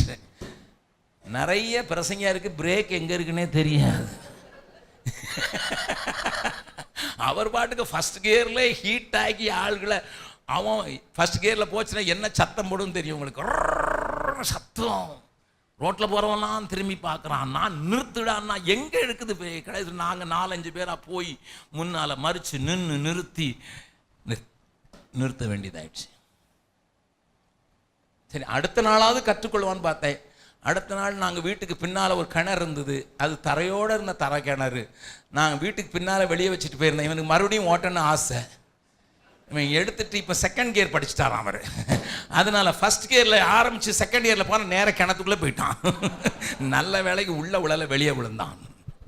Why I want to say is many preachers, they don't know how to stop it. Conclusion is equally important. மறந்து விடாதீர்கள். இன்ட்ரோடக்ஷன் எப்படி எவ்வளவு இம்பார்ட்டன்ட் என்று நேற்றைய தினத்தில் சொல்லிக் கொடுத்தேனோ அப்படியே முடிவுரை மிகவும் முக்கியமானது. That is the time you are going to give the final stroke. இடது கை மாத்திரம் இருக்கிற ஒருவனுக்கு ஜூடோ படிக்க வேண்டும் என்று ஆசையா இருந்தது. சைனாவில் ஜூடோ ஃபைட்டிங் பெரிய ஃபைட்டிங், பெரிய பெரிய ஆட்கள் ஜூடோ பாடுவார்கள். இடது கை மாத்திரம்தான் இருந்த ஒருவனுக்கு ஜூடோ படிக்க வேண்டும் என்று ரொம்ப ஆசை இருந்தது. தான் சாம்பியன் ஆக வேண்டும் என்று ஆசை இருந்தது. ஒரு பெரிய குருவிடத்தில் போய் அவன் கற்றுக்கொள்ள போனான். அவர் குரு அவனை பார்த்தார். ஜூடோவுக்கு எப்பவுமே 2 கை வேணும், ஏன்னா பிடிச்சி இழுத்து போட்டு அடிக்கிறதுக்கு. பட் இவனுக்கு இருக்கிற ஆர்வத்தை பார்த்து அவர் சொல்லிட்டார், சரிடா நான் உனக்கு சொல்லிக் கொடுக்குறேன்ட்டு. அவனுக்கு 6 மாதம் ஒரே ஒரு கலையைத்தான் சொல்லி கொடுத்தார். ஒரே ஒரு கலை, அதாவது த டெத் ப்ளோன்னு சொல்லுவாங்களே, மரண அடி கொடுக்கறது மட்டும்தான் 6 மாதம் சொல்லி கொடுத்துக்கிட்டே இருந்தார். அவருடைய சக குருக்கள்லாம் கேட்டாங்க, இந்த பையனுக்கு போய் நீ சொல்லி கொடுக்குறதே முதல்ல தப்பு, அவனுக்கு இருக்கிறதே ஒரு கை தான், அந்த கையை வச்சுக்கிட்டு அவன் வேற இதை வேற சொல்லி கொடுத்துட்டு இருக்கானா, நீர் இதையே வேற ஒன்று தான் சொல்லி கொடுக்குறீர். அவர் சொன்னாராம், 1 போதும் அவன் சாம்பியன் ஆகிறதுக்கு. எப்படி ஐயா 1 போதும் அப்படி மற்றவங்கலாம் கிண்டல் பண்ணாங்க. தென் ஃபைனலி பிக் சாம்பியன்ஷிப்புக்காக அவனை ஆயத்தப்படுத்தி அவன் பேரை ரிஜிஸ்டர் பண்ணியாச்சு. somehow he came to the final. Finally the top seed number 1 அவன் தான் பயங்கரமாக வந்து நிற்கிறான். இவனை பார்த்து அவனுக்கு கேவலமாக இருக்குது, டே நீ சண்டை போட வந்திருக்கியான்னுட்டு. ஆனால் நடந்ததை அந்த சம்பவத்தில் எழுதப்பட்டிருக்கிற அந்த சம்பவத்தில் எழுதியிருக்காங்க, இந்த பையன் ஜெயிச்சிட்டான். ஏன் தெரியுமா? அந்த ஜெயிக்கிறவனுக்கு 1 தேவை, இவனை கீழே தள்ளணும்னா வலது கையை பிடிச்சி இழுத்து போட்டு தான் அடிக்க முடியும். இவனுக்கு வலது கை கிடையாது, இவன் இடது கையில் மரண அடி, கடைசி அடி, அதான் 1 படிச்சிருந்தான், அதை அடித்தான் டம்முன்னுட்டு அவன் ஃப்ளாட் ஆகி சாம்பியன் ஆகிட்டான். ஏன்னா இவன் வலது கையை அவன் பிடிக்க முடியாது, இவனுக்கு வலது கை இல்லைல்ல, அதனால் அவன் பிடிக்க முடியாது. வலது கையை பிடிச்சி போட்டு தான் அடிக்கணும். அவன் பிடிக்க முடியாமல் கஷ்டப்பட்டதுனால அவன் காலை பிடிச்சான், இவன் மரண அடி ஒரே அடி போட்டான். உங்களுக்கு என்ன தெரியுதோ இல்லையோ மரண அடி போட தெரியணும். நான் 3 நாள் சொல்லி கொடுத்ததில்ல, நீங்கள் எது படிக்கலைன்னாலும் சரி, இந்த conclusion part is much more important. மிகவும் முக்கியமானது. இதை மறந்து போகாதீர்கள். ஏனென்றால் நீங்கள் அத்தனை பிரசங்கம் செய்துவிட்டு நீங்கள் கடைசியாக கிடைக்க வேண்டிய கனியை பொறுக்கிற நேரம் உங்களுக்கு தெரியாமல் போய்விட்டால், அல்லது பொறுக்குவதற்கு திறமை இல்லாமல் போய்விட்டால், உங்கள் பிரசங்கம் அனைத்தும் வீணாகிவிடும். ஆகையினால உங்களுக்கு நன்றாக தெரிந்திருக்க வேண்டும், நான் எதை குறித்து பேசிக்கொண்டிருக்கிறேன், எப்படி முடிக்கிறேன் என்பது முக்கியம். ஜனங்களை ஒரு தீர்மானத்திற்கு கொண்டு வருவதற்கு சில நேரங்களில் ஆல்டர் கால் கொடுத்து முன்னதாக வரவழைக்கலாம். You may have a time to call them, but not necessary. But don't forget to give an altar call. முன்னால வரவழைக்கிறதுக்கு உங்களுக்கு நேரம் இல்லாவிட்டாலும் நீங்கள் பேசி முடித்த பிறகு அவர்களுக்கு ஒரு அழைப்பு கொடுக்க வேண்டிய அவசியத்தை நீங்கள் கண்டிப்பாக உணர்ந்திருக்க வேண்டும். If you are not giving an altar call at the end to make them commitment பேக்ஸ்லைடர்ஸ் அதில் வருவார்கள், அல்லது புதிதாக தீர்மானம் எடுப்பார்கள், அல்லது ரட்சிக்கப்படுவார்கள். இதற்கான காரியங்களை நீங்கள் பிரசன்ட் பண்ணின ட்ரூத்தின் அடிப்படையில், நீங்கள் பேசின சத்தியத்தின் அடிப்படையில் நீங்கள் அதை செய்யாமல் போனால், ஆஸ்வால்ட் ஜே ஸ்மித் சொல்கிறார், if I don't give an altar call, I just throw the net, pull the net and open the net. அதை திறந்து விட்டுறேன், ஒரு மீனும் வீட்டுக்கு வராது அப்படி என்று ஆஸ்வால்ட் ஜே ஸ்மித் சொல்லி இருக்கிறார் தன்னுடைய புஸ்தகத்தில். He was one of the known missionary statesmen என்பது உங்களுக்கு தெரியும். ஆஸ்வால்ட் ஜே ஸ்மித் சொல்லியிருக்கிறார், உங்களுடைய பிரசங்கத்தின் இறுதியை எப்பொழுது செய்ய வேண்டும் என்பதை நீங்கள் தீர்மானிக்க வேண்டும். நன்றாய் கவனியுங்கள். நீங்கள் ஆவியிலே, பவுல் சொல்வது போல பரிசுத்த ஆவியிலே நிறைந்த அனாயிண்டிங்ல பேசிக் கொண்டிருக்கிறீர்கள். உங்களுக்கு தெரிகிறது, நல்லா ஃப்ளோ போகுது, ஜனங்கள் உணர்த்து வைக்கப்படுகிறார்கள். நான் எழுதி வைத்திருக்கிற சர்மனை முடிக்க வேண்டும் என்று தீர்மானிக்காதீர்கள். நான் இத்தனை பாயிண்ட் எழுதிட்டு வந்திருக்கேன், 70 பாயிண்ட் எழுதிட்டு வந்திருக்கேன், 7 தான் முடிஞ்சிருக்கு, இன்னும் 63 பாதி இருக்குன்னு சொல்லிட்டு போட்டு செவ்வாய் இழுக்காதீர்கள். நல்லா கவனிங்க. ரசம் வைக்கிறவங்களுக்கு தெரியும், ரசம் கொதிச்சிட்டுனா டேஸ்ட் போச்சு. அதனால் ரசம் வைக்கிறவங்க தான் ரொம்ப ரசம் சாதாரண சாப்பாடு தான் இருக்கிறதுல, என்னையா சாப்பாடு, ரசம் சாப்பாடு தான் பிரதர். பிரியாணி வைக்கிறதுல கூட அவ்வளோ கவனமாக இருக்க வேண்டாம், ரசம் வைக்கிறதுல தான் ரொம்ப கவனமாக இருக்கணும். ஏன்னா எப்போ இறக்கணும்னு தெரியணும். இல்லைன்னா ரசத்தை சாப்பிட முடியாது, வாயில் வைக்க முடியாது. கடுத்து போய் என்னம்மா ரசம் வச்சுருக்க, ரசம் கூட வைக்க தெரியலையே அப்படின்னு சொல்லிடுவாங்க. ரசம், even though it is a very simple food, but it is a very important to see. அதில் அப்படி வரும்போது இறக்கணும், டுட்டுன்னு சொல்லிடக்கூடாது. நம்ம டுட்டுன்னு சொல்லி தான் ஒருத்தர் நம்ம போடுற சாப்பாடை சாப்பிடாம போயிட்டு இருக்கான்.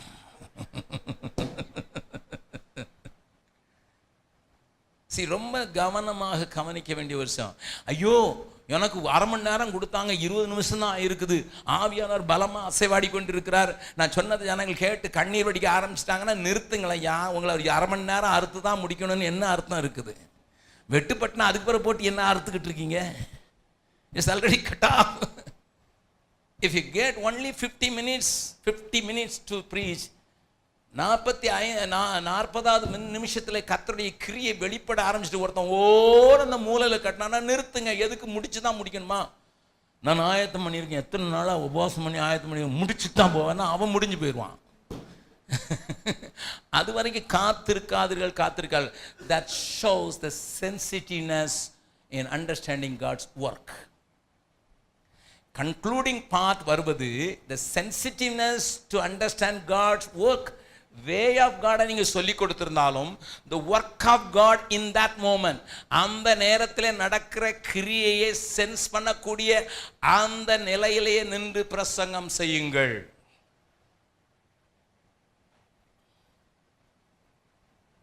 அது எந்த நேரத்திலும் வரலாம்.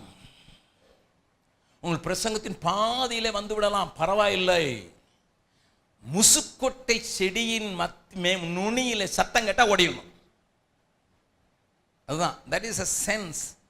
ஆகையினால பிரசங்கம் பண்ணுகிறவர்கள் எல்லாரும் connected with God even on the pulpit என்பதை நீங்கள் மறந்து விடக்கூடாது.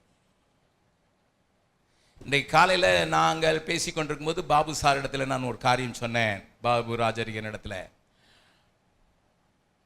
சாலமோன் கட்டின தேவாலயத்தில் பலிபீடத்தின் அளவும் பிரசங்க பீடத்தின் அளவும் ஒரே அளவு. நீங்கள் தேடி கண்டுபிடித்துக் கொள்ளுங்கள்.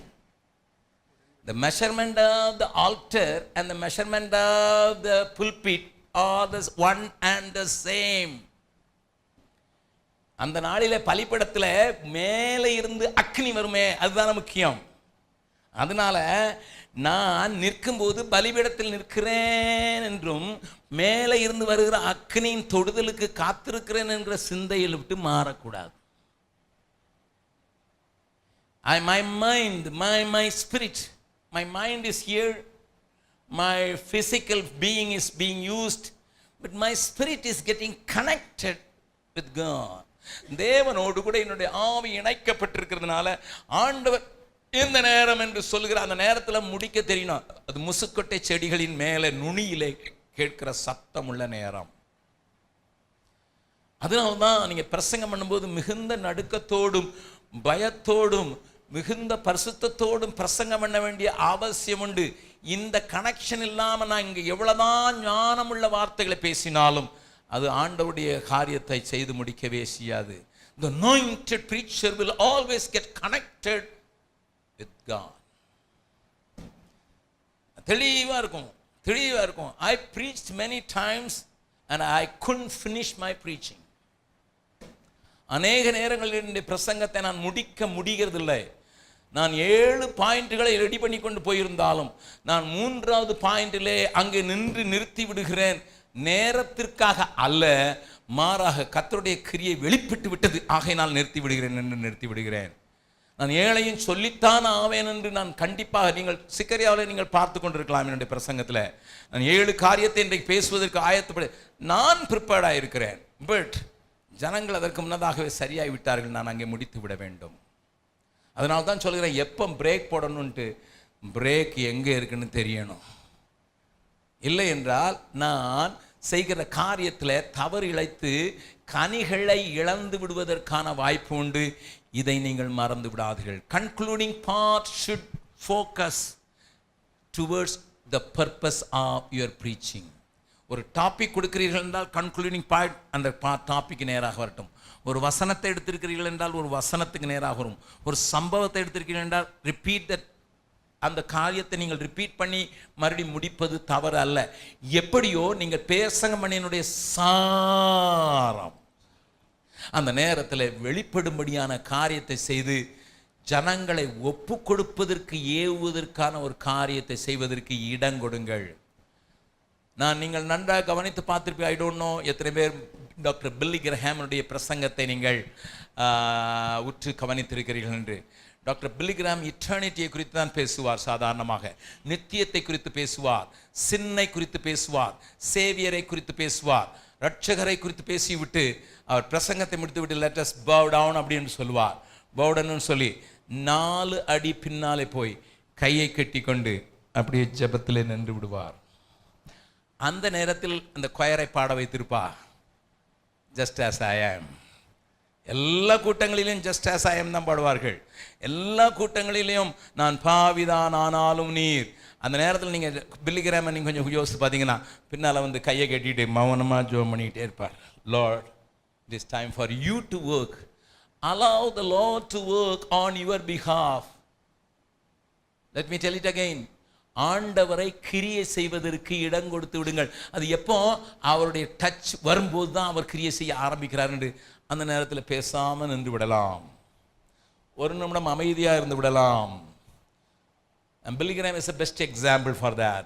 பேசாமல் நின்றுட்டு அந்த கொயர் பாடும்போது அலை அலையாய் அலை அலையாய் அலை அலையாய் ஒரு பெரிய மூவ் ஆஃப் த ஹோலி ஸ்பிரிட்டை அந்த கூட்டத்தில் பார்த்து ஜனங்கள் ஆட்டோமேட்டிக்காக எழுந்து அலையிலையாய் முன்னால் போகிறத பார்க்கலாம். நான் அதை ஒழுங்காக என்னுடைய ஓப்பன் குருசையில் செய்திருந்தேன். அதற்காக நான் பாடுகிறதுக்கு ஆளை வைத்திருந்தேன். ஜோனத்தான் என்று சொல்லப்படுகிற பப்பு என்கிற நம்முடைய ஊழியத்தில் ஒருவனாக இருந்து தாவனிலிருந்து இப்போ ஹசாரிபாக்கில் இருக்கிறான். அவனை நான் சொல்வேன், தீமி ஏக்கு தீமி, அந்த பாடலை மாத்திரம்தான் நான் பாட சொல்வேன். அவன் அதை அழகாக பாடும்போது ஆவியானுடைய அசைவாடுதல், தமிழ்நாட்டில் கூட அவனை பாட சொல்லியிருக்கிறேன், அசைவாடுதல் இருக்கிறதை நீங்கள் பார்க்க முடியும். இன்றைக்கு அது இல்லாதனால நானே பாடி விடுகிறேன். இன்றைக்கு சில நேரங்களில் நம்முடைய சகோதரர்களை நான் உபயோகப்படுத்த முடிகிறதில்லை. ஏனென்றால் நம்முடைய சகோதரர் உடனே டங்குன்னு ஏதாவது. நான் டெகிரி சபையில் ஒரு நாள் பேசி கொண்டிருந்தேன், டெகிரியான் சோனியில்.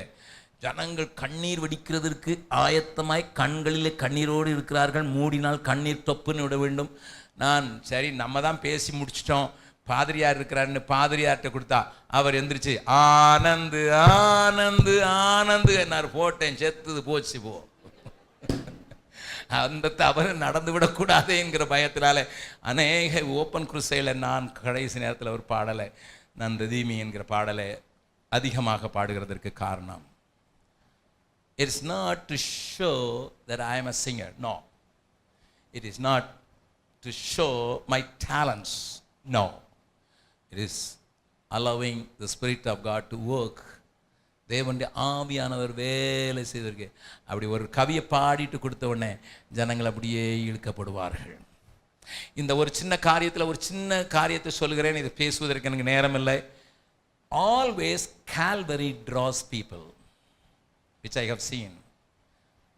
கல்வாரி அநேகரை தட்டி எழுப்புவதற்கும் இழுத்துக் கொள்வதற்கும் இன்றைக்கும் வல்லமுள்ள சிலுவையில் அறையப்பட்ட அவரே அன்றி நாங்கள் வேறொன்றையும் உங்கள் மத்தியிலே பிரசங்கியாமல் என்று பவுல் சொல்லுகிறார். The crucified Christ has got the power. நீங்க நல்ல உலகமெங்கும் போய் பாருங்கள். The mentally handicapped children, நீங்கள் உலகமெங்கும் பாருங்க. நான் கனடாவில் பார்த்துருக்கேன், இலங்கையில் பார்த்துருக்கேன், தமிழ்நாட்டில் பார்த்துருக்கேன், ஜப்பானில் கொரியாவில் பார்த்துருக்கேன், சிங்கப்பூரில் பார்த்துருக்கேன். எங்கெல்லாம் அந்த மென்டலி ஹேண்டிகேப்ட் சில்ட்ரன் அவங்களுக்கு ஒன்றுமே விளங்காட்டாலும் கல்வாரி பாட்டு மட்டும் அப்படியே அமைதியாகிடுவாங்க. தேர் வெரி அட்டென்டிவ். அந்த காரியம் கல்வாரி மட்டும் மனநிலை பாதிக்கப்பட்டவனையே இழுக்கக்கூடிய. ஏனென்றால் இயேசு சொல்லும்போது சொன்னார், நான் உயர்த்தப்பட்டு இருக்கும்போது எல்லாரையும் எடுத்துக்கொள்வேன். ஸோ உங்கள் பிரசங்கத்தில் எங்கேயாயிலும் ஒரு கல்வாரிக்கு ஒரு இடம் இருக்குமானால் அது நலமாயிருக்கும். இந்த பிரசங்கத்தில் ஒருவேளை நோயிங் காட் என்று சொல்லும்போதே ஆண்டவருடைய அன்பை விளக்குகிற ஒரு சில வார்த்தைகள், கல்வாரி சிநேகிதத்தை நீங்கள் சொல்லிவிட்டால் அது ஜனங்களுக்கு தட்டி எழுப்பக்கூடியதாக இருக்கும். அதே போல கிரேஸ், கிருபையுள்ள வார்த்தைகள் அவருடைய வாயிலிருந்து புறப்பட்டது என்பதை மறந்து விடாதீர்கள். எப்பொழுதும் கண்டம் பண்ணி நிறுத்தி விடாதீர்கள். பாவத்தை குறித்து காரசூரமாக பேசுங்கள், கடிந்து கொண்டு உபதேசம் பண்ணுங்கள். ஏனென்றால் பவுல் தீமோத்தேயுக்கு எழுதினாலும் சரி, தீத்துவுக்கு எழுதினாலும் சரி, கடிந்து கொண்டு பேசு என்று சொல்கிறார். கடிந்து கொண்டு புத்தி சொல்லு, கடிந்து கொண்டு என்று இந்த வார்த்தையை அடிக்கடி உபயோகப்படுத்துகிறார். But don't stop with condemnation. It should accompanied with grace. கிருபையோடு இணைந்த கண்டம்னேஷன். ஏனென்றால் ஜனங்கள் தூக்கிவிடப்படுவதற்கு கிருபை. இந்த ரெண்டு காரியத்தையும் எங்கேயாயிலும் நீங்கள் நுழைக்க முடியுமானால் அது ஒரு நல்ல தெளிவான சரியான சதையான ஒரு பிரசங்கத்தை ஜனங்களுக்கு கொண்டு வந்துவிடும். தேவன் அந்த கிருபையை உங்களுக்கு தருவாராக. ஸோ உங்களுடைய முடிவுரை மிகவும் முக்கியமானது. அதை எப்பொழுது முடிக்க வேண்டும் என்பது அதை விட முக்கியமானது. அதற்கு தேவை ஆவியிலே ஒரு நல்ல sensitiveness. Keep your spirit never crowded with things. அநேக காரியங்களால் உங்கள் ஆவி அவிக்கப்படாதபடி காத்துக்கொள்ளுங்கள். ஆவி ஃப்ரெஷ்ஷாக வைத்து கொள்ளுங்கள். அதனால தான் பிரசங்கத்துக்கு முன்னால் ஆட்கள், நான் பிரசங்கம் பண்ணணும் வந்த பிறகு பேசிக்கிறேன்னு நிறைய பேர் சொல்கிற காரணம். ஏன்னா I don't want to be crowd my spirit with so many things. நீ பிரசங்கம் பண்ண போகிறேன், ஒரு அரை மணி நேரம் சும்மா இருங்க, நான் அமைதியாக இருந்துட்டு. So before going to the preaching keep a preacher also little bit free, because he is concentrating on that, connected with that. அதை நாங்கள் புரிந்து கொள்கிற கிருபையை தேவன் உங்களுக்கு தருவாராக. இப்போ now the next part comes.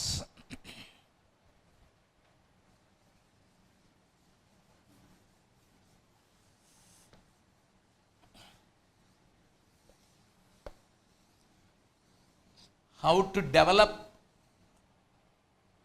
the message என்பதை நாம் பார்த்து விட்டோம். How to deliver is also equally important. How to deliver. சில காரியங்களை நான் சொல்லிக் கொடுத்து விட்டேன்.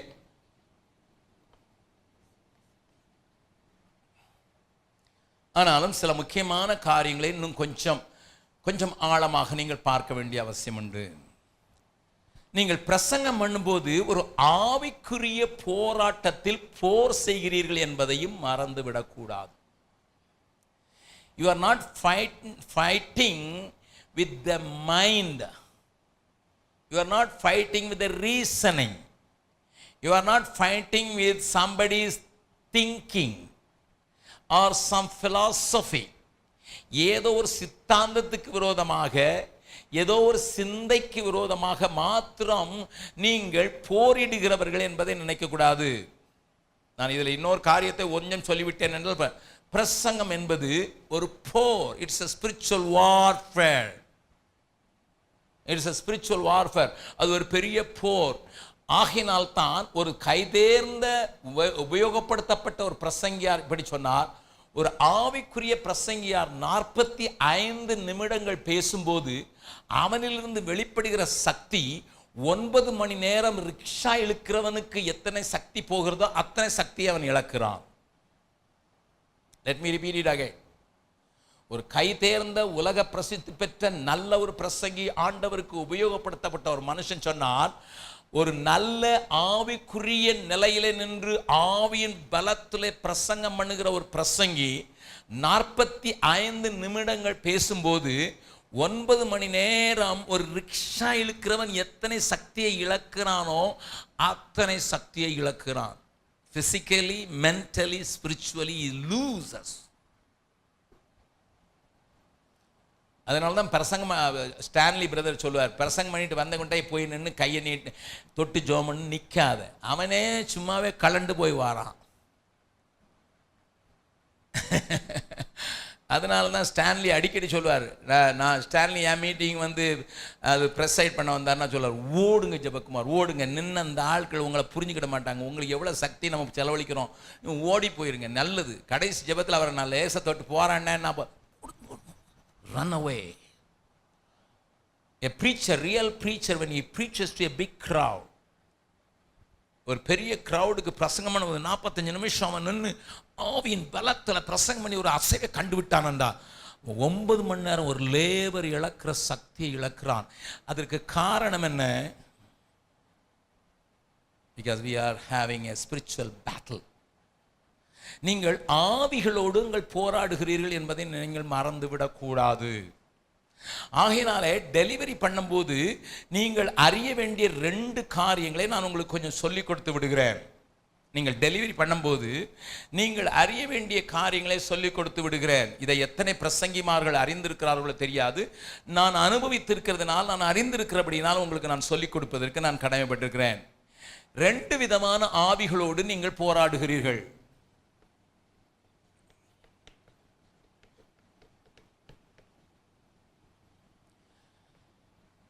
என்னுடைய வார்த்தைகளை பாருங்கள். ஈவில் ஸ்பிரிட்ஸ் என்று எழுதியிருக்கிறேன், பன்மையில் எழுதியிருக்கிறேன். தென் ஹியூமன் ஸ்பிரிட்ஸ்.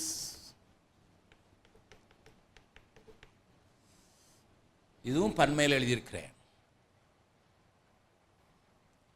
நாம் பிரசங்கம் பண்ணும்போது நீங்கள் தேவ ராஜ்யத்தின் ரகசியத்தை, ஜனங்களை குறித்து தேவன் தன்னுடைய மனதிலே வைத்திருக்கிற சிந்தையை நீங்கள் வெளிப்படுத்துவதற்கு நீங்கள் முயற்சி செய்கிறீர்கள். சாத்தான் ஜனங்கள் அவர்களை குறித்து தேவன் வைத்திருக்கிற நோக்கத்தை அறிந்துவிடக்கூடாது என்பதிலே கவனமுள்ளவனாய் இருக்கிறான். If people will know the purpose of their lives, you are one the purpose. அதைத்தான் சாத்தான் விரும்பல. சாத்தான் விரும்பவே மாட்டேங்கிறான். என்ன விரும்ப மாட்டேங்கிறான்? நீங்க ஜனங்களுடைய கண்ணை திறந்து விட்டு அவங்களை குறித்து தேவ நோக்கத்தையும் தேவ சித்தத்தையும் அவங்க புரிந்து கொள்ளக்கூடாதுங்கிறதுல கவனமா இருக்கிறதுனால, ஒரு லூசிஃபர் தான், அவனுக்கு ஏராளமான ஏஜென்ட் இருக்கிறதுனால அவன் உங்களுடைய காரியங்களுக்கு எதிர்த்து நிற்கிறான். அதனால்தான் ஆண்டவர் இந்த வார்த்தையை சொன்ன, இந்த வார்த்தை நமக்கு தெரியும், ஆனாலும் வாசிக்கலாம். மார்க் எழுதின சுவிசேஷம் 3வது அதிகாரம், மார்க் எழுதின சுவிசேஷம் 3வது அதிகாரம் 27வது வசனத்தை வாசிக்கலாம். பலவானை முந்தி கட்டினால் ஒழிய, பலவானை முந்தி கட்டினால் ஒழிய ஒருவனும் பலவானுடைய வீட்டுக்குள் புகுந்து, பலவானுடைய வீட்டுக்குள் புகுந்து அவன் உடைமைகளை கொள்ளையிடக் கூடாது. கட்டினானே ஆகில், கட்டினேனே ஆகில் அவன் வீட்டை கொள்ளையிடுவான். You are there to plunder. அதை ரெய்னார்ட் போங்கே அடிக்கடி சொல்லுவார், you plunder the hell and to populate the heaven என்று சொல்லுவார். அதுபோல நீங்கள் ஜனங்கள் மயக்கத்தில் இருக்கலாம். இன்னொரு வசனத்தை கூட வாசிக்கலாம். 2 தீமோத்தேயு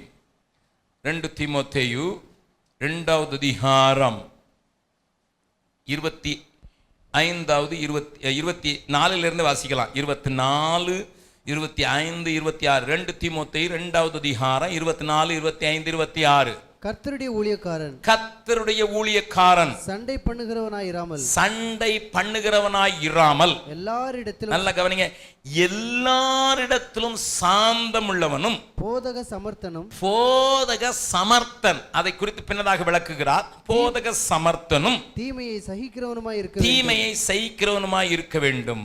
எதிர்பேசுகிறவர்கள் எதிர்பேசுகிறவர்கள் சத்தியத்தை அறியும்படி சத்தியத்தை அறியும்படி தேவன் அவர்களுக்கு மனம் தேவன் அவர்களுக்கு மனம் திரும்புதலை அருளத்தக்கதாகவும். பிசாசினுடைய இச்சையின்படி செய்ய 26வது வசனம் மிக முக்கியமான வசனம்.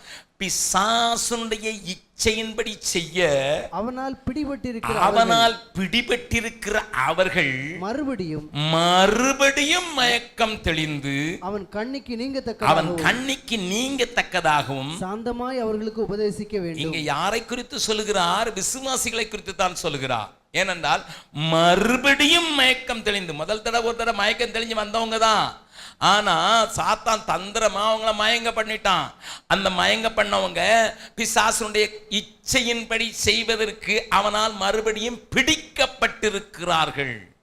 அந்த பிடிக்கப்பட்டவர்களுக்கு சாந்தமாய் உபதேசிக்க வேண்டிய என்கிற காரியத்தை Satan seduced people. சாத்தான் மயக்க நிலைக்கு மாற்றி வைத்திருப்பான். அவருடைய எண்ணங்களை, அவருடைய காரியங்களை, அதை புரிந்து கொள்ளாத இடத்திற்கு மாற்றி வைத்திருக்கிற அவனிடத்துல நீங்கள் போரிட்டு அவனுடைய ஆவியினாலே பிடிக்கப்பட்டிருக்கிற ஜனங்களை விடுதலையாக்குற அந்த பணியை உங்க பிரசங்க பணியிலே செய்கிறீர்கள். அதை தான் இயேசு சொல்லும்போது சொல்கிறார், பலவானை முந்தி கட்டினால் ஒழிய அவனுடைய வீட்டுக்குள் புகுந்து கொள்ளையிட முடியாது, அவனை திருப்பி கொண்டு வர முடியாது, அவனை தேவ நோக்கத்துக்கு நேராக திருப்ப முடியாது, தேவன் அவனுக்கு வைத்திருக்கிறவைகளை காட்டி கொடுக்க முடியாது. You have to go and fight with the evil spirits. That is why we pray sufficiently before preaching. ஏனையா நான் ஜெபம் பண்ணுகிறேன், ஜெபம் பண்ணி என்னுடைய ஆவிக்குரிய நிலைமையை நன்றாக வைத்துக்கொண்டு நான் ஃபைட் பண்ண போகிறேன். எப்படி யுத்த களத்திற்கு வருமனதாக அல்லது மல்யுத்தத்திற்கு வருமனதாக அறைக்குள்ளே நின்று ஒரு பெரிய ஒரு உருட்டக்கட்டை மாறி இருக்கிறத போட்டு ஜிம் பண்ணுகிறானோ அப்படி நான் பிரேயர்ல நான் என்னுடைய ஸ்ட்ரென்த்தை அதிகமாக்கி கொண்டு தான் நான் மேடைக்கு வருகிறேன். ஆகையினால் தான் நான் ஜெபித்து விட்டு மேடைக்கு வருகிறேன். ஜெபிக்காமல் போக முடியவில்லை. ஏன்? நான் இங்கே ஆயத்தப்படுத்துகிறேன். இங்கே ஒரு எதிரி இல்லை, எதிரி இருக்கிறான் என்று நினைத்து அவனோடு கூட போராடி நான் இங்கே வருகிறேன். இந்த ஸ்ட்ரென்த்தை உபயோகப்படுத்தும் போது நான் அந்த பொல்லாத ஆவிகளின் சேனைகளோடு போராடுகிறேன். இட்ஸ் நாட் ஒன் ஸ்பிரிட், சேனைகளோடு கூட போராடுகிறேன். ஒரு பட்டணத்திற்கு நீங்கள் போகும்போது அந்த பட்டணத்தை விபச்சாரத்தின் ஆவி பற்றி பிடித்திருக்கலாம், அந்த பட்டணத்தை பொய்யின் ஆவி பிடித்திருக்கலாம், அந்த பட்டணத்தை பொருளாசையின் ஆவி பிடித்திருக்கலாம். ஒவ்வொரு பட்டணத்திற்கும் ஒரு ஆவிகள் ஏராளமாக ப்ரீடாமினன்ட்டாக கிரியை செய்யும். அதை நீங்கள் பார்க்கலாம். நான் சில ஊர்களில் போய் ஹோட்டலில் என்னை தங்க வைக்கும் போதே எனக்கு அன்றைக்கே எனக்கு என்னுடைய ஆவியில தெரிந்து விடும் இந்த பட்டணத்தை ஆட்கொண்டிருக்கிற ஆவி எப்படிப்பட்டது என்று. ப்ரீடாமினன்ட்டாக எல்லா ஆவிகளும் எல்லா ஊர்லேயும் இருக்கும், ஆனாலும் ப்ரீடாமினன்ட்டாக இருக்கிற ஆவிகள் சில இடத்துல போன உடனே அந்த பொல்லாத ஆவிகளை நாங்கள் சென்ஸ் பண்ண முடியும். இங்கே விபச்சாரத்தின் ஆவி அதிகமாக இருக்கிறதை நீங்கள் சென்ஸ் பண்ண முடியும், பொருளாசையின் ஆவி அதிகமாக இருக்கிறத சென்ஸ் பண்ண முடியும். நல்லா கவனிங்கள். அதனால தான் அத்தேனை பட்டணத்துக்கு போன போது பவுல் ஆவியில் வைராக்கியம் கொண்டு, அது விக்கிரகங்களால் நிறைந்திருக்கிறது, ஆவியில் வைராக்கியம் கொண்டு, there was a big turmoil in his spirit. அந்த கவனிங்கள். இதற்கு அந்த பட்டணத்துக்கு போய் தான் பார்க்க வேண்டும் என்ற அவசியம் இல்லை. நீங்கள் ஜெபிக்கும் போது அந்த பட்டணத்துக்கு உங்கள் ஆவி டிராவல் பண்ண முடியும். Hello, you have a power to travel in your spirit along with the Holy Spirit. Holy Spirit ஓடு கூட நீங்கள் ஆவியிலே அந்த பட்டணத்தின் சூழ்நிலைக்கே நீங்கள் கடந்து போக முடியும். எப்படி சொல்கிறீர்கள் என்று கேட்பீர்கள். வாசிக்கலாம். 1 கொரிந்தியர் 5வது அதிகாரம், 1 கொரிந்தியர் 5வது அதிகாரம் 3வது 4வது வசனத்தை வாசிக்கலாம். நான் சரீரத்தினாலே உங்களுக்கு தூரமாயிருந்தும் ஆவியினாலே உங்களோடு கூட இருக்கிறவனாய் இப்படி செய்தவனை குறித்து நான் கூட இருக்கிறது போல நீங்களும், நல்லா கவனிங்க, நீங்களும் என்னுடைய ஆவியும் நமது கர்த்தராகிய இயேசு கிறிஸ்துவின் அதிகாரத்தோடு கூட கூடி வந்திருக்கிறீர்கள். Paul was not in Corinth when he was writing this epistle. Paul Corinth பட்டணத்தில் இல்லை. ஆனால் என்ன சொல்கிறார், நீங்கள் கூடி வரும்போது நானும் என்னுடைய ஆவியிலே உங்களோடு கூட டிராவல் பண்ணி உங்களோடு கூட இணைந்து கொள்ளுகிறேன்.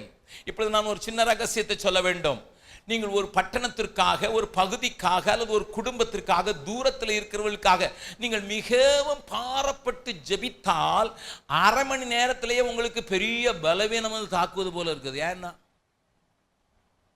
ஐயோ ½ an hour தான் ஜெபம் பண்ணேன், அந்த குடும்பத்துக்காக ரொம்ப பாரப்பட்டு ½ an hour ஜெபம் பண்ணேன், என் உடம்புல சக்தியே இல்லாத போல. பிகாஸ் யுவர் ஸ்பிரிட், உங்களுடைய ஜீவன் இருக்கிறது, உங்களுடைய ஆவி பரிசுத்த ஆவியானவரால் அந்த சிச்சுவேஷனுக்கு எடுத்துக்கொள்ளப்பட்ட போது நீங்க அங்கே இணைந்து விடுகிறீர்கள். ஆகையினால் தான் உங்க சரீரத்தில் அடிச்சு போட்ட மாதிரி இருக்குது.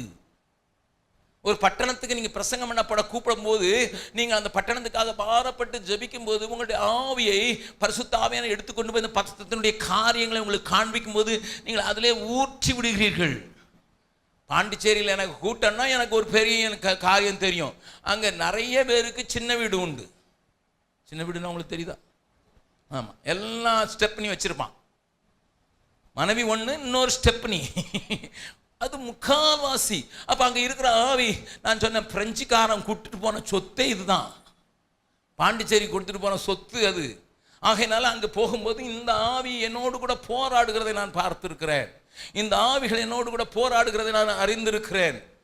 அருமையான தேவனுடைய பிள்ளைகளை, ஒவ்வொரு பட்டணத்திலையும் இப்படிப்பட்ட ப்ரீடாமினன்டான ஸ்பிரிட்ஸ் வேலை செய்வதை நீங்கள் சில பட்டணங்களில் களியாட்டு என்டர்டெயின்மெண்ட் அந்த ஸ்பிரிட் தான் எல்லாரையும் ஆக்கு பண்ணி கொண்டு இருக்கும்.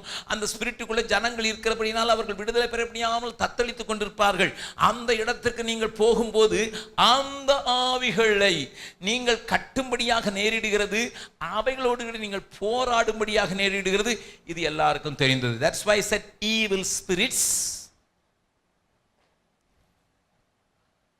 But another thing is a human spirit. இது பொல்லாத ஆவி அல்ல, இது மனித ஆவி. வன்கண் என்று சொல்லுகிற அந்த காரியத்தை இயேசு சொல்லும் போது சொன்னார். வன்கண். நம்ம ஊர்ல பூசணிக்காய் கட்டி போச்சு, கண்ணை பார் சிறின்னு எழுதி போட்டிருக்கிறான். ஆனால் வேதம் அதுக்கு சொல்லுது ஒன் கண் என்று ஒரு காரியம் சொல்லுகிறது. people will jealous over you, people may not want you. உங்களை விரும்ப மாட்டாங்க. உங்களை பற்றி தெரிஞ்சிருந்தாங்கன்னா இவர் வந்தார்னா இதெல்லாம் போடுவார், பேசுவார், இதை சொல்வார், அதை சொல்வார், நமக்கு பிடிக்காது என்று சில நேரங்களில் ஊழியக்காரர்களுடைய ஆவியே உங்களுடைய ஆவிக்கு எதிர்த்து நிற்கும். I am sorry to say that, but it is a fact. சில ஊர்ல இருக்கிற ஊழியக்கார ஆவி உங்க மேல இருக்கிற எரிச்சலை அது கக்கிக்கொட்டே இருக்கிறதுனால நீங்க அங்க போன உடனே உங்களை கட்டி போட்டது மாதிரி இருக்கும். அது பொல்லாத ஆவி உங்களை கட்டல, மனசாவி கட்டி இருக்குது. அதை கட்டிப்பட்டிருக்கிறதுனால நீங்க டெலிவர் பண்ணணும்னு நினைச்சா கூட டெலிவர் பண்ண முடியாது. என்னன்னு பேசணும்னு நல்லா ப்ரிப்பேர் பண்ணியிருந்தேன், நல்லா தான் வந்தேன், ஆனால் வார்த்தையே வரமாட்டேன்ட்டு. ஏன் வரமாட்டேன்ட்டு? இந்த மனித ஆவிகள் உங்களை சுற்றிலும் ஒரு வலையை போல கட்டி வைத்திருக்கிறது. இதை பிரசங்கம் பண்ணுகிறவர்கள் அனுபவிக்கிறதை நீங்கள் அறிந்திருக்கலாம், அநேகருக்கு தெரியாமல் இருக்கலாம். தெரிகிறதுக்காக உங்களுக்கு சொல்லிக் கொடுக்கிறேன். இந்த ஹியூமன் ஸ்பிரிட் எப்படி கிரியை செய்யும் என்பதையும் ஈவில் ஸ்பிரிட் எப்படி கிரியை செய்யும் என்பதை ஒரு சின்ன உதாரணத்தை நான் முன்னதாக சொல்லி இருக்கலாம், தெரியாதவர்களுக்காக சொல்ல விரும்புகிறேன். Evil spirit has got some principle to fight. ஏனென்றால் எல்லா தீமையான ஆவிகளும் ஆண்டவருடைய கட்டளை, எப்படி பாகிஸ்தானுக்கும் இந்தியாவுக்கும் சண்டை வந்துட்டுனா எந்த இடத்துல குண்டு போடணும்னு உலகத்தில் இன்டர்நேஷனல் லாவில் இருக்குது. ஸ்கூல் மேலே போட முடியாது, ஆஸ்பத்திரி மேலே போட முடியாது, ஆட்கள் இருக்கிற இடத்துல மேலே போட முடியாது, இராணுவ தளவாடங்கள் இருக்கிற இடத்துல தான் போடணுங்கிறது இன்டர்நேஷனல் லா. இந்த குண்டு போடலாம், இந்த குண்டு போடக்கூடாது, இந்த அளவு குண்டு போடலாம், இந்த அளவு குண்டு போடக்கூடாதுங்கிறது ஒரு இன்டர்நேஷனல் லா. ரெண்டு நாட்டுக்கும் சண்டை நடக்கும்போது இதையெல்லாம் அவங்க ஃபாலோ பண்ணணும், இல்லைன்னா அவங்க ஐநா கொஸ்டின் கேட்கும். அதன்படிதான் ஈவில் ஸ்பிரிட் என்று சொல்லும்போது it fights with you, but it certain principles. அதுக்கு ஒரு வரம்பு உண்டு, வித் லிமிட்டேஷன்ஸ். சில வரைமுறைகளுக்கு உட்பட்டு தான் ஈவில் ஸ்பிரிட்டுகள் வேலை செய்யும். ஆகையினாலே அவைகளை கட்டுவதும் அடையாளம் கண்டுகொள்வதும் எளிது. அவைகளை கட்டி ஜெபிப்பதும் அவைகளை அடையாளம் கண்டுகொள்வதும் நமக்கு எளிதாக இருக்கும். அதில் நீங்கள் காயப்பட மாட்டீர்கள். அதில் நீங்கள் டெலிவரி பண்ணுவதற்கு நீங்கள் ஆயத்தத்தோடு உபவாசத்தோடும் ஜபத்தோடும் நீங்கள் போய் உங்களுக்காக ஜெபிக்கிறவர்கள் அதிகமாகும் போது நீங்கள் பலத்தோடு கூட போய் விடுகிறீர்கள். ஆனால் ஹியூமன் ஸ்பிரிட் எப்படி இருக்கும் தெரியுமா? இது டெரரிஸ்ட். எங்க குண்டு போடணும்னு தெரியாது. மடியில கட்டிட்டு போறானா, கார்ல வச்சுட்டு போனானா தெரியாது, எங்க போய் அடிக்கணும் தெரியாது.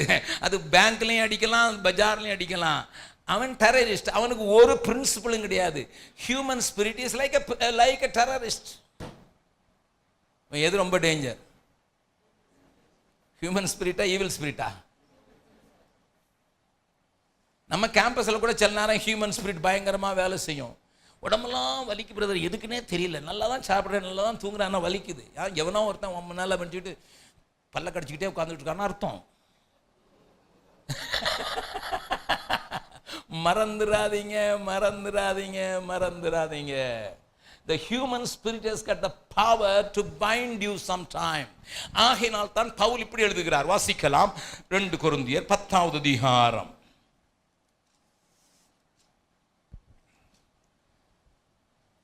3வது வசனத்தையும் 4வது வசனத்தையும் 5வது வசனத்தையும் வாசிக்கலாம். நாங்கள் மாம்சத்தில் நடக்கிறவர்களாய் இருந்தும், நாங்கள் மாமிசத்தில் நடக்கிறவர்களாக இருந்தும் மாம்சத்தின்படி போர் செய்கிறவர்கள், மாமிசத்தின்படி போர் செய்கிறவர்கள் அல்ல. எங்களுடைய போராயுதங்கள், எங்களுடைய போராயுதங்கள் மாம்சத்துக்கு ஏற்றவைகளாய் இராமல், மாமிசத்துக்கு ஏற்றவைகளாய் இராமல், அரண்களை நிர்மூலமாக்குகிறது, அரண்களை நிர்மூலமாக்குகிறதற்கு தேவ பலமுள்ளவைகளாய் தேவ பலமுள்ளவைகளாய் இருக்கிறது. அவைகளால் நாங்கள் தர்க்கங்களையும், வார்த்தைகளை கவனிங்கள், நாங்கள் தர்க்கங்களையும், தேவனை அறிகிற அறிவுக்கு விரோதமாய் எழும்புகிற, தேவனை அறிகிற அறிவுக்கு விரோதமாய் எழும்புகிற எல்லா மேட்டிமையையும் நிர்மூலமாக்கி, எந்த எண்ணத்தையும், அண்டர்லைன் போட்ட பழக்கம் தானே, எந்த எண்ணம், எந்த எண்ணத்தையும் கிறிஸ்துவுக்குள் கீழ்ப்படிய சிறைப்படுத்துகிறவர்களாய் இருக்கிறோமே. நான் உங்களுக்கு பிளைனா சொல்ல விரும்புகிறேன். சில ஊரில் போய் நான் முந்தினால போய் ஜெபம் பண்ணும்போது என்னை கட்டுகிற காரியம் பிசாசினுடைய ஆவிகள் அல்ல, மாறாக சில ஊழியக்காரருடைய ஆவிகளே. அந்த ஊழியக்காரர்களை நான் அறிந்திருந்தேன் என்றால் அவருடைய பெயரை சொல்லியே அவருடைய ஆவியை கட்டி ஜெபித்திருக்கிறேன். அதற்கு பிறகு தான் விடுதலை உண்டாகி நான் பேசியிருக்கிறேன். நன்றாய் கவனிங்க. இதை சொல்லுறதுல நான் வெட்கப்படவில்லை. போன வருடத்திலே கேரளாவுக்கு போயிருந்தேன் டிசம்பர் மாதத்தில். என்னை மிகவும் 5 வருடமாக வருந்தி கேட்டுக்கொண்டிருந்தார்கள். பிரசித்தி பெற்ற ஒரு கன்வென்ஷனில் பேசுவதற்கு நான் அழைக்கப்பட்டிருந்தேன். It was known in whole of Kerala, in Thiruvalla. பிரசித்தி பெற்ற அந்த கன்வென்ஷனில் பேசுவதற்கு என்னை 5 வருடமாக பலருடைய ரெக்கமெண்டேஷன் வந்ததுனால நான் இறுதியாக நான் கேரளாவுக்கு போகிறதுனால கொஞ்சம் யோசனை பண்ணி தான் போகிறது வழக்கம். ஆனால் அங்கே போகும்போதுக்காக ஒட்டுக்கொண்டேன். ஃபஸ்ட்டு டே நான் போயிருக்கும்போது மேடையில் 50-55 பாஸ்டர்கள் உட்கார்ந்திருந்தார்கள். அங்கே ஜனத்தில் 300 பேர் உட்கார்ந்திருந்தார்கள். எனக்கு ஒரு புரியவில்லை. ஏன்னா ஃபேமஸ் கன்வென்ஷன் சொன்னாங்க, 300 பேர் தான் இருக்கிறாங்க. அது ஒரு பெரிய ஹால் மாதிரி இருக்கிற ஒரு பேஸ்மெண்ட் மாதிரி தான் இருந்தது. ஆனால் பேஸ்மெண்ட் அல்ல, ஹால் மாதிரி இருக்கிற ஒரு நிறையா பில்லர்ஸ்லாம் இருந்தது, அதில் வச்சுருந்தார்கள். அங்கே எழுந்து கட்டுவோம் வாருங்கள் என்பது தான் அவருடைய டாபிக். நான் 2 நாட்களுக்கு பிரசங்கம் பண்ண போயிருக்கிறேன்.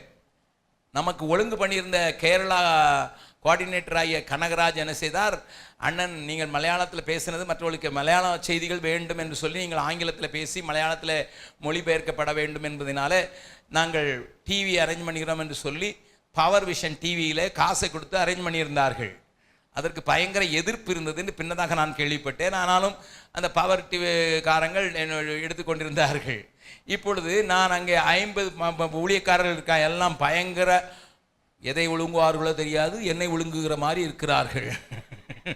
All powerful known Pentecostal preachers and pastors எல்லாரும் உட்கார்ந்துருக்காங்க. நான் போய் நடுவில் உட்கார்ந்த போது எனக்கு முன்னதாக ஒருத்தர் பிரசங்கம் பண்ணினார்.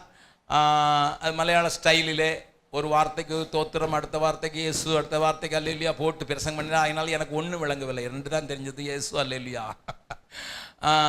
சரி என்று அடுத்த ஆல்பம் எனக்கு சான்ஸ் கொடுத்தார்கள், பாட்டை பாடி காணிக்கை எடுத்து சான்ஸ் கொடுத்தார்கள். நான் எழுந்து கட்டுவோம் வாருங்கள் என்று சொல்வதற்கு முன்னதாக எதுக்கு உடைந்து விட்டது என்று பார்ப்போம் என்று ஆரம்பித்தேன். கட்டுக்கு முன்னால் எதுக்குப்பா உடைஞ்சிட்டுன்னுட்டு, அது அவர்களுக்கெல்லாம் இடிச்சிருக்குது, எனக்கு தெரியாது.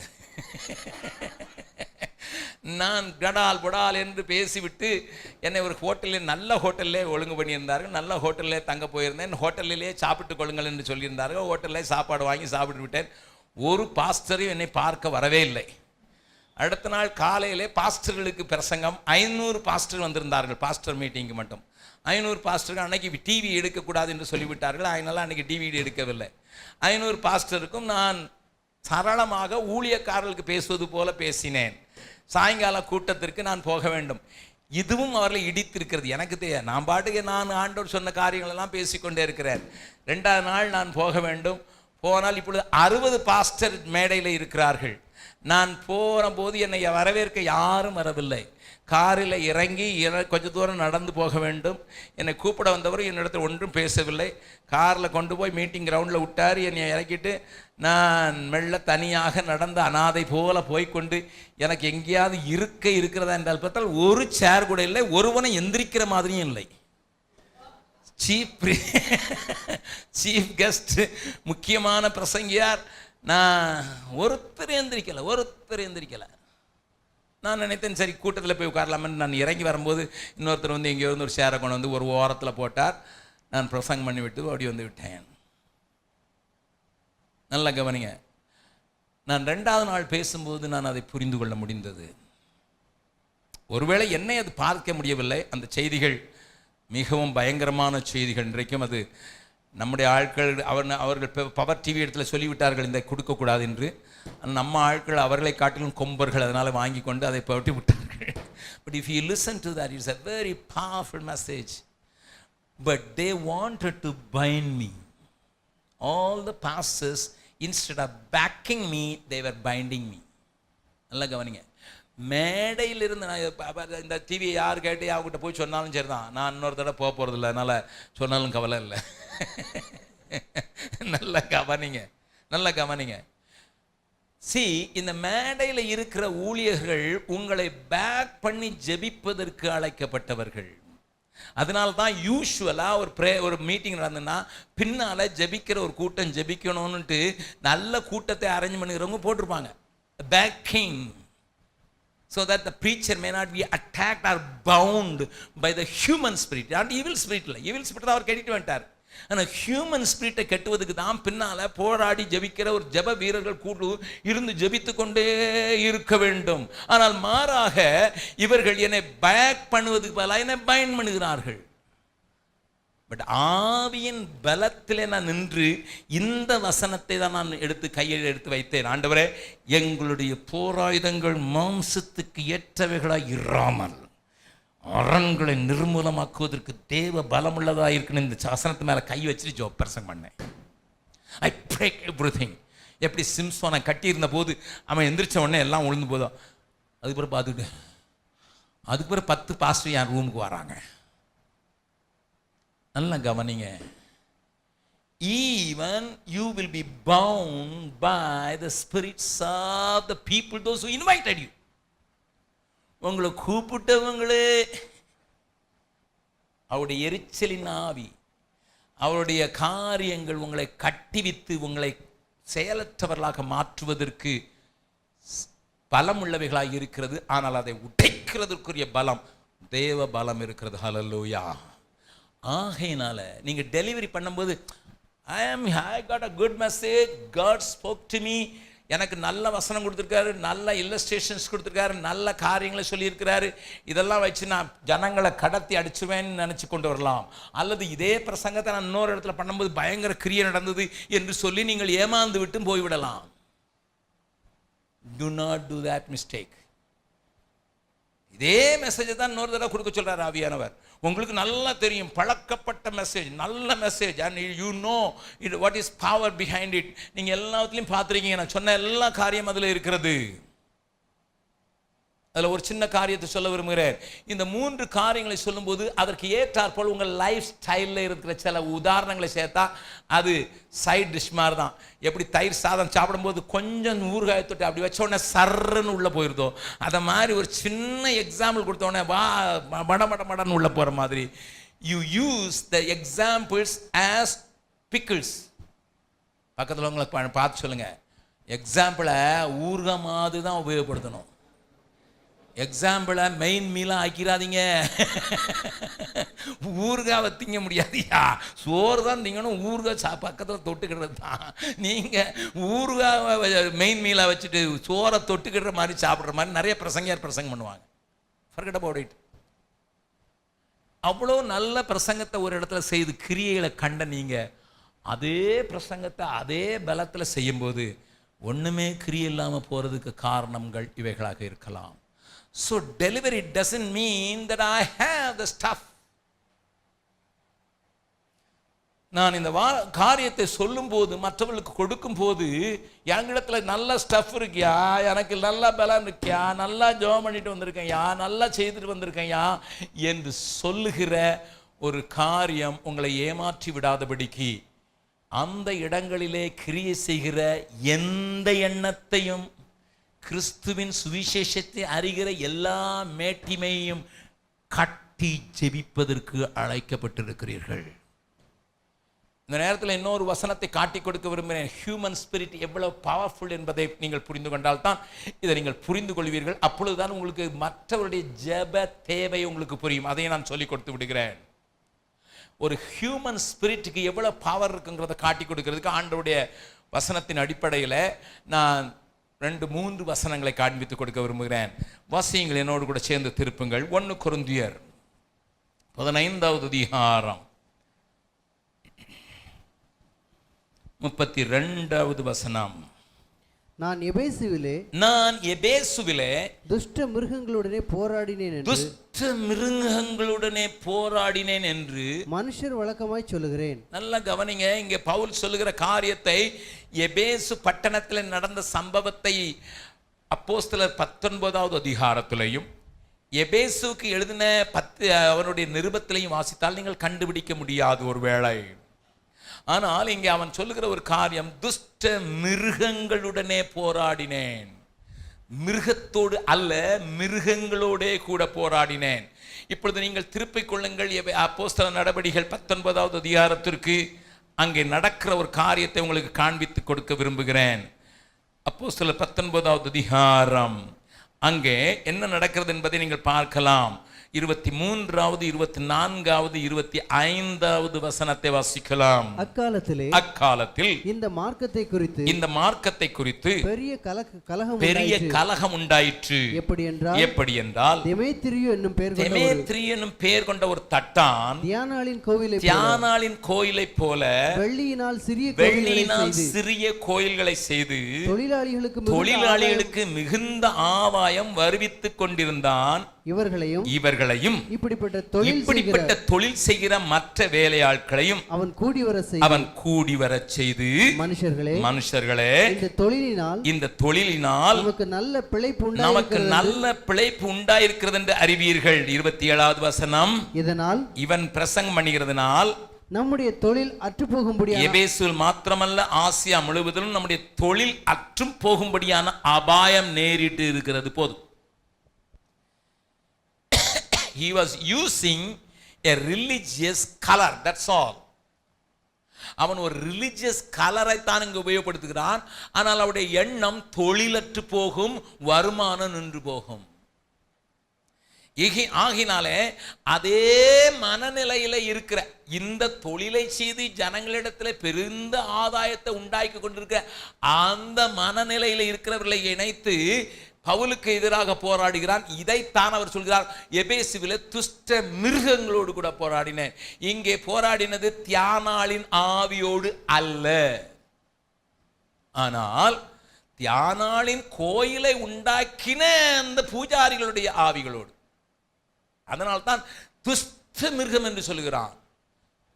துஷ்ட மிருகம் அது எப்படி ஒரு மனிதனை அட்டாக் பண்ணும் என்பது நீங்கள் அறிந்தது. I was watching a small video clipping how a lion and his cubs attack an elephant. ஒரு யானையை ஒரு சிங்கமும் அதனுடைய 2 குட்டிகளும் எப்படி அட்டாக் பண்ணி அதை வீழ்த்துகிறது என்பதை பார்த்தேன். எனக்கே சகிக்கவில்லை. இத்தனை பெரிய மிருகத்தை இந்த சிங்கம் பின்னதாக இருந்து தாக்கி அதை அட்டாக் பண்ணி கொன்று விட்டு தன்னுடைய குட்டிகளுக்கு அந்த ஆகாரத்தை கொடுக்கிற அந்த வீடியோ பார்த்து விட்டு கொஞ்ச நேரம் அமைதியாக உட்கார்ந்திருந்தேன். துஷ்ட மிருகத்தினுடைய ஒரு செய்கையை நான் அந்த நேரத்தில் பார்க்க முடியாது. எவ்வளவு பெரிய ஜெயண்டாக இருந்தாலும் இப்படிப்பட்ட துஷ்ட மிருகங்களுடைய அட்டாக்கை தாங்கக்கூடியாமல் மறிக்க முடியாத ஒரு சூழ்நிலைக்கு தள்ளப்படுகிறதை நீங்கள் பார்க்க முடியும் பிரசங்க உலகத்திலேயும். ஆகையினால் தான் நான் இதை கொஞ்சம் அழுத்தமாக பேசுகிறேன். நீங்கள் பிரசங்கம் பண்ணும்போது சிக்கரியாவிலே பிரசங்கம் பண்ணலாம். உங்களை ஆகாதவர் 2 பேர் இருக்கிறார்கள் வைத்துக்கொள்ளுங்கள்.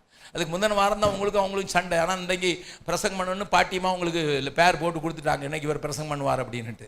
பாட்டிமாவுக்காக பிரசங்கம் பண்ணுவீர்கள். ஆனால் அந்த ஆள் இவனா இருக்கான்னா அந்த ஆவி உங்களை அட்டாக் பண்ணிக்கிட்டே தான் இருக்கும். நம்ம ஊழியக்காரங்கன்னா அவங்களுக்கு ஆவி இல்லையா? அவங்க ஆவி தான், பொல்லாத ஆவி இல்லை, அவங்களுக்குள்ள இருக்கிற ஆவி தான். that can bind you sir. இதை எத்தனையாய் நீங்கள் புரிந்து கொண்டிருக்கிறீர்கள் என்று எனக்கு தெரியாது. இன்னொரு காரியத்தை காண்பித்து கொடுக்கிறேன். எசேக்கியேல் தீர்க்கதரிசியின் புஸ்தகம்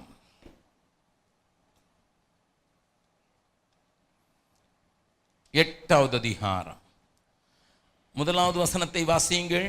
6ஆம் வருஷத்து 6ஆம் மாதம் 6ஆம் வருஷத்து 6ஆம் மாதம் 5ஆம் தேதியிலே நான் என் வீட்டில் உட்கார்ந்திருக்கிற போது. நல்ல கவனிங்க. எசேக்கியேல் இப்பொழுது எங்கே உட்கார்ந்திருக்கிறான் என்பதை நீங்கள் அறிய வேண்டும். 1வது அதிகாரத்திற்கு திருப்புங்கள். 1வது அதிகாரம் 1வது வசனத்தை வாசியுங்கள். 30ஆம் வருஷம் 4ஆம் மாதம் 30ஆம் வருஷம் 4ஆம் மாதம் 5ஆம் தேதியிலே நான் கேபார் நதி அண்டையில் சிறைப்பட்டவர்கள் நடுவில் இருக்கும். சிறைப்பட்டவர்கள் நடுவிலே தான் அவன் வாழ்ந்து கொண்டிருந்தான். அந்த எசேக்கியேல் இப்பொழுது என் வீட்டில் உட்கார்ந்திருக்கிறேன் என்று சொல்லுகிறான். அந்த எசேக்கியேல் வீட்டில் முன்னதாக மூப்பர்கள் உண்பதாக உட்கார்ந்திருக்கிற அவனை கர்த்தராகிய ஆண்டவருடைய கரம் என் மேல் அமர்ந்தது. 3வது வசனம். கை போல் தோன்றினதை அவர் பிடித்து அவர் நீட்டி என் தலைமயிரை பிடித்து என்னை தூக்கினார். ஆவியானவர் என்னை பூமிக்கும் வானத்துக்கும் நடுவே கொண்டு போய் தேவ தரிசனத்திலே என்னை எருசலேமின் வட திசைக்கு எதிரான உள் வாசலின் நடையிலே விட்டார். போதும். இப்போ அங்கிருந்து பாபிலோனில் இருந்து ஆவியானவர் அவரை எடுத்து கொண்டு வந்து எருசலேமுக்கு கொண்டு வந்து விடுகிறார். எருசலேமில் இப்பொழுது எசேக்கியேலுடைய ஆவிதான் இருக்கிறது. நல்ல கவனிங்க. எசேக்கியேலுடைய ஆவி பரிசுத்த ஆவியானவரோடு டிராவல் பண்ணி கொண்டு வந்திருக்கிறது. அந்த நேரத்தில் ஆண்டவர் சொல்லுகிறார். 7வது 8வது வசனத்தை வாசிக்கலாம். என்னை பிரகாரத்தின் வாசலுக்கு கொண்டு போனார். அப்பொழுது இதோ சுவரில் ஒரு துவாரத்தை கண்டேன். அவர் என்னை நோக்கி மனுபுத்திரனே நீ சுவரிலே துவாரமிடு என்றார். நான் சுவரிலே துவாரமிட்ட போது போதும். The Spirit has got power to make a hole in the wall.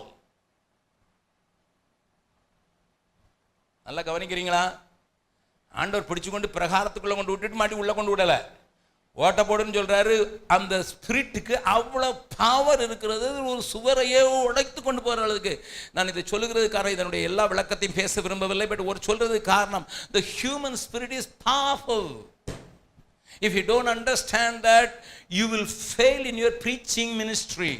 நீங்கள் பிரசங்க ஊழியத்திலே அநேக நேரங்களிலே தோற்று போவதற்கான காரியங்கள் உண்டாகும். ஆகினால் தான் நான் இதை சொல்லுகிறேன். அங்கே பவுலை குறித்து பார்க்கும்போது ஜனங்களுடைய ஆவினாலே, தொழில் செய்கிறவர்கள் வியாபார சிந்தை உள்ளவர்களுடைய ஆவி அவனை நெருக்குகிறதுனாலே துஷ்ட மிருகங்களோடு கூட போராடினேன் என்று சொல்கிறார். இங்கே எசேக்கியேலுடைய காரியத்தில் அந்த ஆவியினுடைய பலத்தை நான் உங்களுக்கு காண்பித்து கொடுக்கிறேன். ஆகையினால் தான் 3வதான காரியம், எலியாவை யார் த்ரெட்டன் பண்ணினது? ஏசபேலுடைய ஆவி எலியாவை சோர்ந்து போக மாத்திரமல்ல முடங்கி போக பண்ணிவிட்டது. ஆண்டவர் சாப்பாடு கொடுத்து பார்த்தார், தூங்குறான். மறுபடி சாப்பாடு கொடுத்து நோடுனான்னு 40 நாள் ஓடி போய் மறுபடியும் ஒழிச்சுக்கிறான். மறுபடியும் வெளியே கொண்டு வந்து நான் மாட்டேன் என்று சொல்கிறான். A human spirit, if it is attached with the evil spirit, it is more powerful. Jezebel with போட்டவள் ஆகினால human spirit of Jezebel brought such a strong depression in the life of Elijah. எலியாவின் வாழ்க்கையே முடக்கிற அளவுக்கு அதுக்கு அவ்வளோ பலன் இருந்தது. ஆனால் இதை குறித்து நான் பயப்பட தேவையில்லை.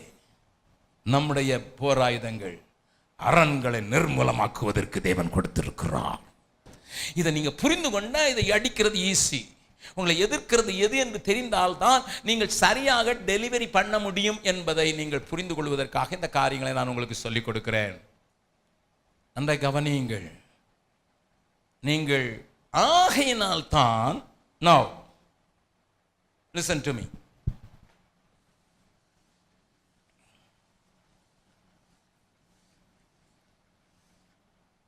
நீங்கள் நல்ல பிரயோஜனமான ஊழியக்காரனாக மாற வேண்டும் என்று சொல்லி நீங்கள் ஒரு எலக்ட்ரிக் கேபிள் போல நீங்கள் மாறி ஒரு லைட் இன்சுலேஷன் உங்களை சுற்றி இருக்குமானால், இது நீங்கள் வைத்துக்கொண்ட உங்கள் இன்சுலேஷன். இதில் 440 வோல்ட் கரண்ட் வரலாம். This is sufficient. இந்த 440 வோல்ட் கரண்டை இந்த 3 ஃபேஸ் கேபிள் இதற்குள்ளே வரும்போது மேலே போட்டிருக்கிற இந்த பிளாஸ்டிக் உரை இதை தாங்கிக் கொள்ள போதுமானதாக இருக்கிறது. ஆனால் இதில் 3300 வோல்ட் கரண்ட் அனுப்ப வேண்டும் என்றால் இதை சுற்றிலும் பல இன்சுலேஷன் தேவைப்படுகிறது. When the power increases, it needs more insulation. சின்ன ஒரு டெக்னிக்கல் உதாரணத்தை நான் உங்களுக்கு சொல்கிறேன். When the power increases, the insulation should be more.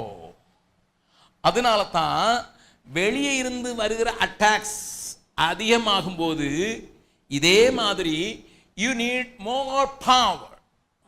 அதை எதிர்ப்பதற்கு உங்களுக்குள்ள ஏராளமான வல்லமை தேவைப்படுகிறது. அந்த வல்லமை மேற்கொள்வதற்கு, அந்த வல்லமையை தக்க வைத்துக் கொள்வதற்கு, அந்த வல்லமை பாதிக்கப்படாமல் இருப்பதற்கு உங்களுக்கு மோர் இன்சுலேஷன் தேவை.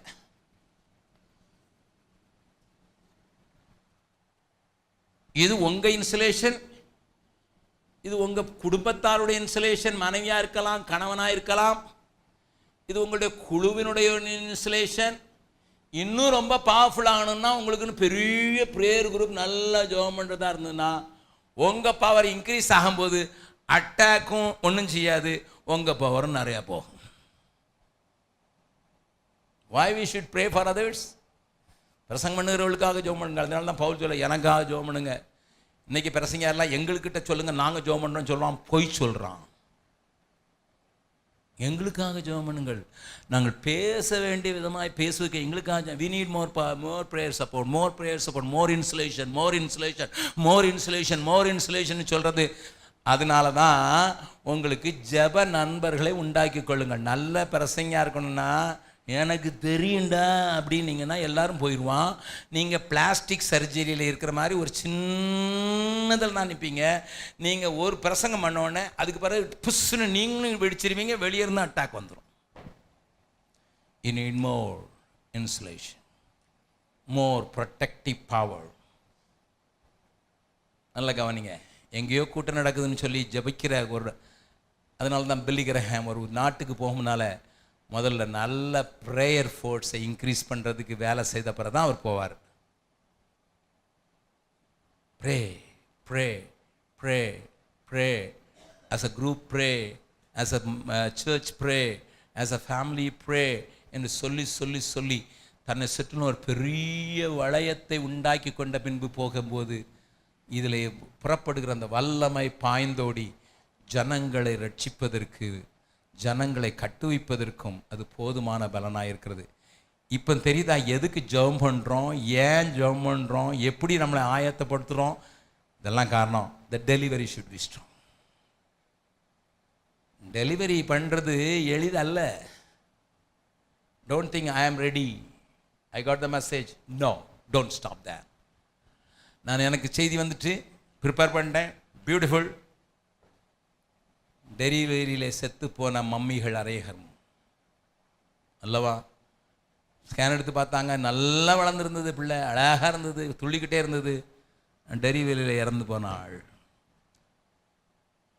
அப்படிப்பட்ட காரியங்கள் ஏராளம் உண்டு. காரணம் என்னண்டா, they don't have the strength to deliver the baby. அதானே?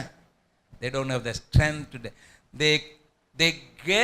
they got the seed, they developed the seed, everything was normal, but delivery, even it killed the baby as well as the person. எவ்வளோ முக்கியமான ஊழியத்தில் உங்களை ஆண்டவர் வச்சிருக்கார் பாருங்க. எவ்வளோ முக்கியமான காரியத்திற்கு கிருபையாக வார்த்தை தந்திருக்கார் பாருங்க. எவ்வளோ கிருபை, இந்த கிருபை வரமாக எனக்கு தந்திருக்கிறார். பிரசங்கம் பண்ணுகிற ஒரு கிருபையை வரமாக தந்திருக்கிறார். என்னை நம்பி அவர் தந்த பொறுப்பதனை அவர் வரும் வரை காத்துக்கொள்வேன். எல்லாரும் எழுந்து நின்று சில நிமிடங்கள் ஆண்டவரை நோக்கி பார்க்க போகிறோம். I think I have done a little job. ஒரு சின்ன வேலையை செஞ்சுருக்கேன், கொஞ்சம் தட்டி விட்டுருக்கேன், கொஞ்சம் காரியங்களை காட்டி கொடுத்துருக்கேன். ஒருவேளை வரும் நாட்களில் இப்படிப்பட்ட ஒரு நேரம் கிடைக்குமானா நான் இன்னும் உங்களுக்கு ஆழமான காரியங்களை சொல்லிக் கொடுக்க முடியும். ஆனால் அதற்கு முன்னதாக இந்த காரியங்களை ப்ராக்டிஸ் பண்ணுவதற்கும், இந்த காரியங்களை புரிந்து கொள்வதற்கும், இந்த காரியங்களை மற்றவர்களுக்கு கடத்தி விடுவதற்கும், இந்த காரியங்களை உங்களை ஆயத்தப்படுத்துவதற்கு வேண்டிய பலத்தை தரும்படியாக ஆண்டவர் நோக்கி பார்க்கலாம்.